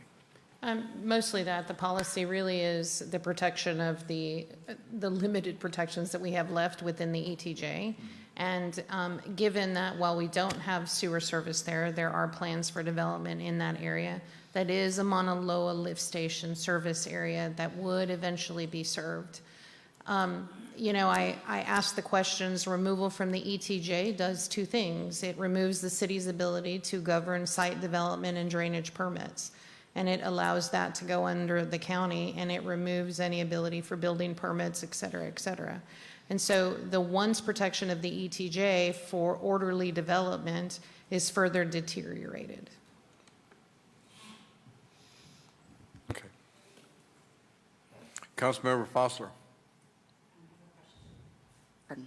I have a question. Because it's in the Tahitian Village Property Owners Association, isn't it already bound by the Architectural Control Committee there, so it is not subject to the county, or is Architectural controls and site drainage, completely different. it totally different? So Bastrop County would still regulate, They're but still- city wouldn't have any? We don't, Right. no. Okay. And also, what's the usual response time for an application? If this one's 6 weeks, what can people expect when they submit a petition? Within 30 days? Yeah. Within 30 usually? Within 30. Mhm. Thank you. Council, we have a motion and a second to grant the petitioner removal from the ETJ. If there's no further comment or question, Madam City Secretary, if you'll call the roll. Councilmember Fosler? Yes. Councilmember Lee? Yes. Councilmember Meyer? Yes. Councilmember Plunkett? Yes. Mayor Pro Tem Kirkland? Yes. Thank you, council. Motion passes unanimously. Now you grin. Very good. Item 9I, consider action to approve the first reading of ordinance number 2024-21, the City Council of the City of Bastrop, Texas, amending Appendix A fee schedule, Schedule A 14.01.001, subdivision, public improvement inspections, establishing a repealing clause, providing severability, and providing an effective date. Mr. Assistant City Manager. Mayor, Council, so we're here to talk about House Bill 3492, which made our current fee schedule not follow the current law that was changed. For inspection fees for construction or improving public infrastructure, a subdivision lot, or cost of value. So we had to change the way that we based our fees off of. Originally, the developer would give us a fee, the cost for doing the infrastructure. We would base our fee on the inspection off of that. The legislator said you can't do that anymore. You're going to have to find a different way. They gave us a little bit of a way to do that. So we're going to have to amend Appendix A of the fee schedule. Per House bill, the city consulted 2 third-party inspectors. We have one on House, Robert Dial, and we had another one that we reached out to verify that our inspection fees were kind of in par with what they do around the region. And so we kind of came up with this. This is the fee schedule as you see up at the top. Our original fee was 3.5% of the total cost of improvements, and then a $2,500 minimum on those inspections. And so we've broken it out. The red is what we're adding to the fee. The proposed fee analysis was, so if we took a development that was doing any kind of public improvements, that could be a street, a water, or a wastewater line. This one was a $2.9 million improvement they were doing. The proposed inspection fee is $349,260. The old inspection fee would have been $334,827, and so a fee difference of $14,432. And so the recommended ranges from the third-party inspectors where the low end was $280 and the high end was $336. So we kind of fell in that range. We also looked at other cities and how they're doing it. Very few cities have made changes. We kind of followed the way that Hutto, the city of Hutto, did theirs. This is kind of in line with theirs, with some adjustments in cost as it relates to how we do services. Our cost of benefit analysis for employees, who touches it and who does what. Any questions? Any questions for Assistant City Manager? This appears just to be taking it from a percentage to a flat fee. Yep. Seeing no questions indicated, I'll entertain a motion. Move to approve. I have a motion from Councilmember Lee, Second. a second from Councilmember Fosler. No further questions or comments indicated. Madam City Secretary, if you will call the roll. Councilmember Lee? Yes. Councilmember Fosler? Yes. Councilmember Meyer? Yes. Councilmember Plunkett? Yes. Mayor Pro Tem Kirkland? Yes. Thank you, council. Motion passes unanimously. We'll move to 9J. Consider action to approve resolution number R-2024-92, the City Council, City of Bastrop, Texas, awarding and approving a contract for solid waste and recycling services to Texas Disposal Systems, authorizing the execution of all necessary documents, providing for severability, providing for repealer, providing for an effective date, and providing for proper notice and meeting. Mr. Rosales. Mayor, Council, talking trash services, solid waste again. So we're bringing we've gone back and forth with Texas Disposal Systems. The current rate is $18.59. The proposed rate is going to stay the base rate of $18.50.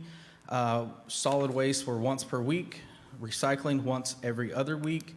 Bulk and brush, once per week pickup. We're going to stay the same. We're not going to make any changes on immediate. We're going to work into with some education, as we've talked in the past, about how to do the no more than 4 cubic yards and specific requirements for the pickup.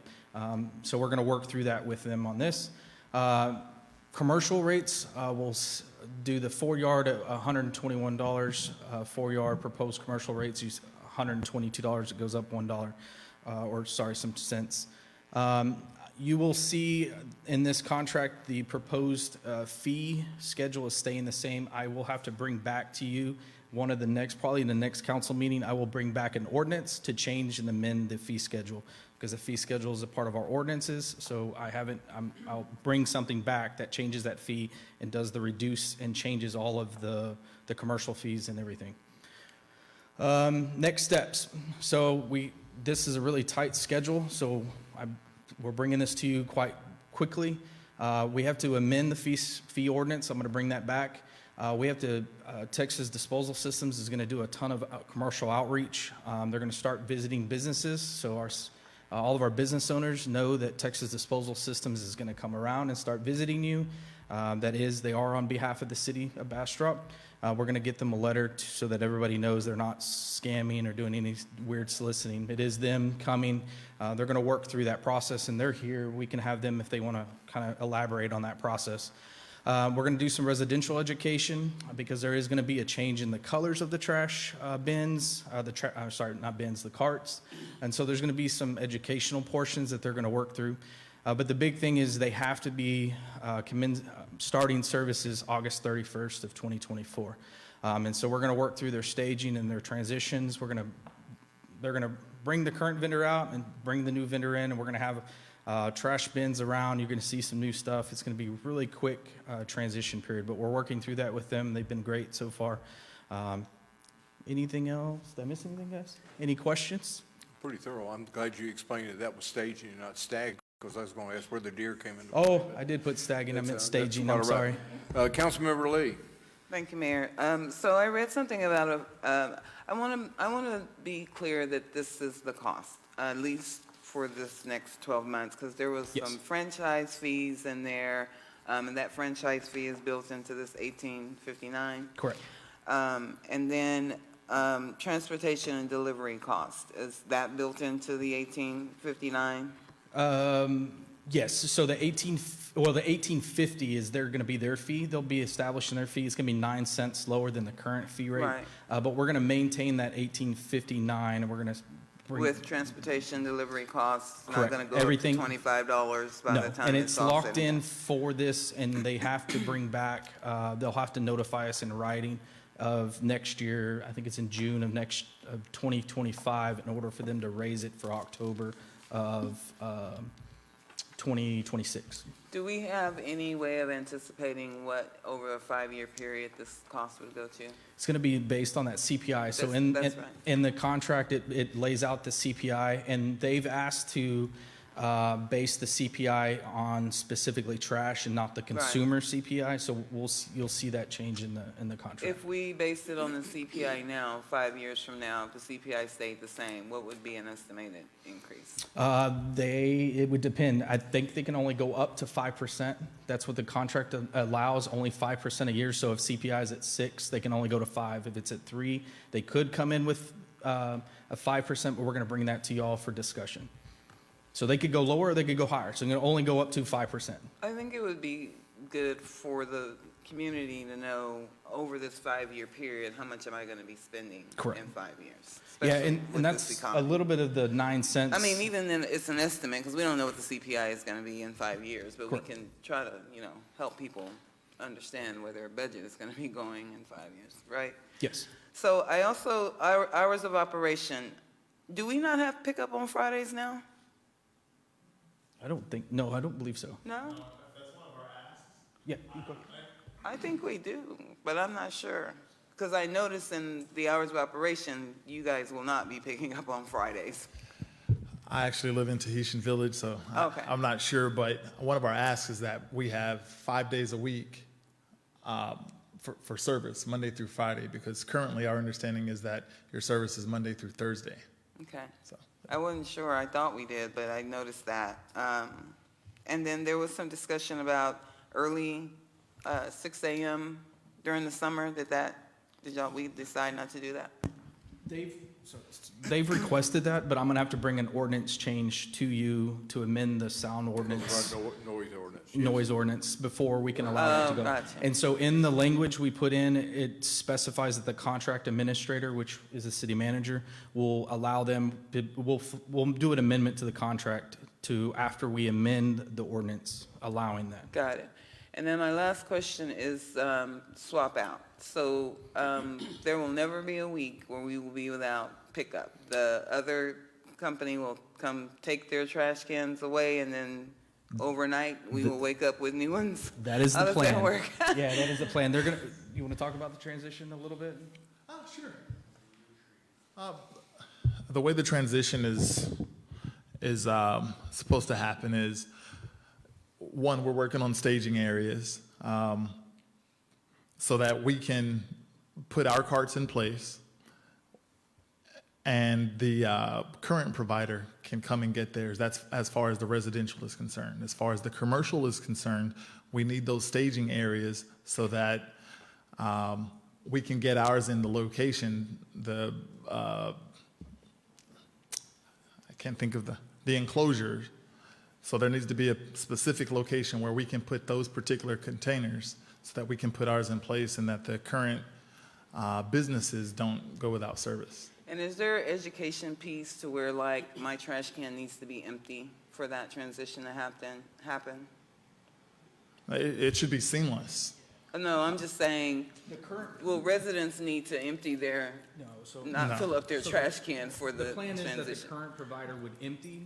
Oh, and then take them off. Oh, that makes sense. If your trash day is on a Tuesday, Gotcha. right, they would empty your trash on a Tuesday, but on Wednesday, Gotcha. they're going to be coming in, and then there'll be a pickup and a takeout. So you'll just have to transition and same then- with commercial. We don't want to take and Yeah. put a whole bunch of, we don't want to put two trash cans, one in front of another one. So what probably will happen is they're going to take the old one, they're going to remove the dumpster, they're going to remove the current vendor's dumpster and then put the new dumpster in its Gotcha. place. So Thank you. hopefully there's a seamless, and there's going to be hiccups as we go, but that's the idea of the transition and the staging. So we may, like we've talked about, like Mayfest, putting a bunch of dumpsters up there. They go in, go out, and it'd be a short transition period of certain areas where we're working through that right now with them, a transition plan.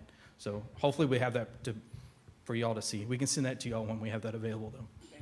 Would like to hear will be seamless as opposed to supposed to be seamless, but thank you. I'm knocking on Thank the you. wood. Yeah, that's the idea.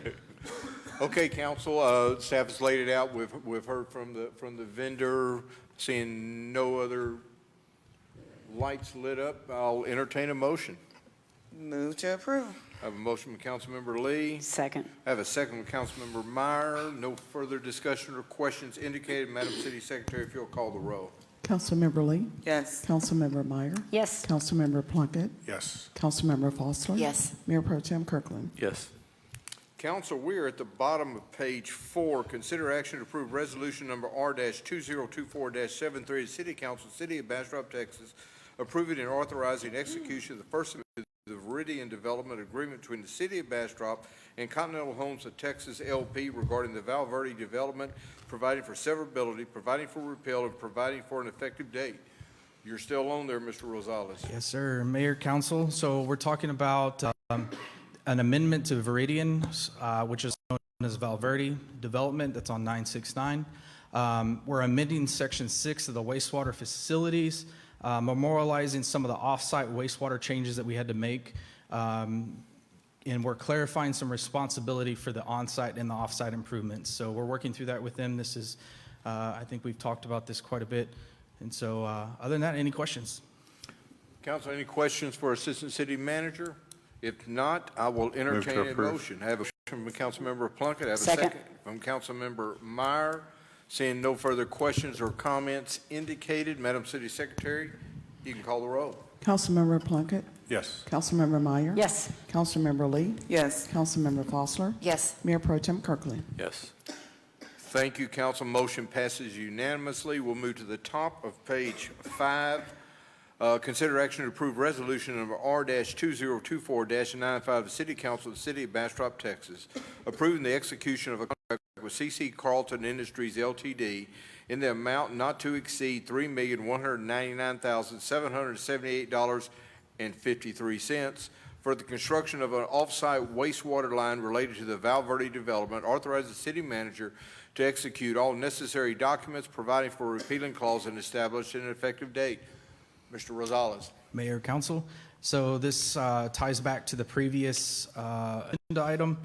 This is a contract for extending wastewater from the Val Verde development to the 24-inch off of Bear Hunter into Hunter's Crossing so that they receive wastewater services.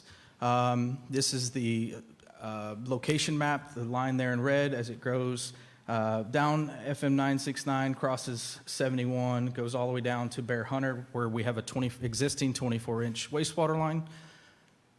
And current next steps are we have a not to exceed the 3.1 million. Tech stop permits are pending. We actually got notice today that we should have them by the end of the week. And 120 days for completion from the date that the date they mobilize, which is we're hoping shorter than that, right? The contractor is here if we have any questions. Any questions for Assistant City Manager? Seeing none indicated, I will entertain a motion. Motion to approve. I have a motion from Councilmember Meyer. Second. Second from Councilmember Plunkett. No further comments or question are indicated. Madam City Secretary, if you'll call the roll. Councilmember Meyer. Yes. Councilmember Plunkett. Yes. Councilmember Lee. Yes. Councilmember Fossler. Yes. Mayor Pro Tem Kirkland. Yes. Outstanding. Before you walk away, I really appreciate the way that you've jumped into this role. I know it's a very difficult role. I appreciate your very patient counseling that you sometimes give us when we have questions. But I really appreciate you're a unique individual. So thank you very much. You can walk away now. Council will be moving to, we've already addressed 9M, N, O, and P. We'll move into executive session. City Council shall 10A. City Council shall convene a closed executive session pursuant to Section 551.074 and 551.074. I guess we're going to do that twice. Of the Texas Government Code to seek the advice of legal counsel and discuss the contract with the presiding municipal judge. Item 10B, City Council shall convene in closed executive pursuant to Texas Government Code, Section 551.071, 551.072, to seek legal counsel and discuss the potential acquisition of real estate adjacent to Gills Branch within the city of Bastrop. And then on 10C, City Council shall convene in a closed executive session pursuant to Texas Government Code, Section 551.071 and 072, to seek the advice of legal counsel regarding an amendment to the lease terms outlined in the letter of intent between the City of Bastrop and African American Cultural Center. Mr. City Attorney, on item 10A, 551.074 is repeated. Is that supposed to be something different to make sure that we're compliant with the TOMA? I urge Mayor and Council to interpret that we really, really mean it. We said it twice. Got it. I just want to make sure that we were clear. It is 9:58. We are in executive session.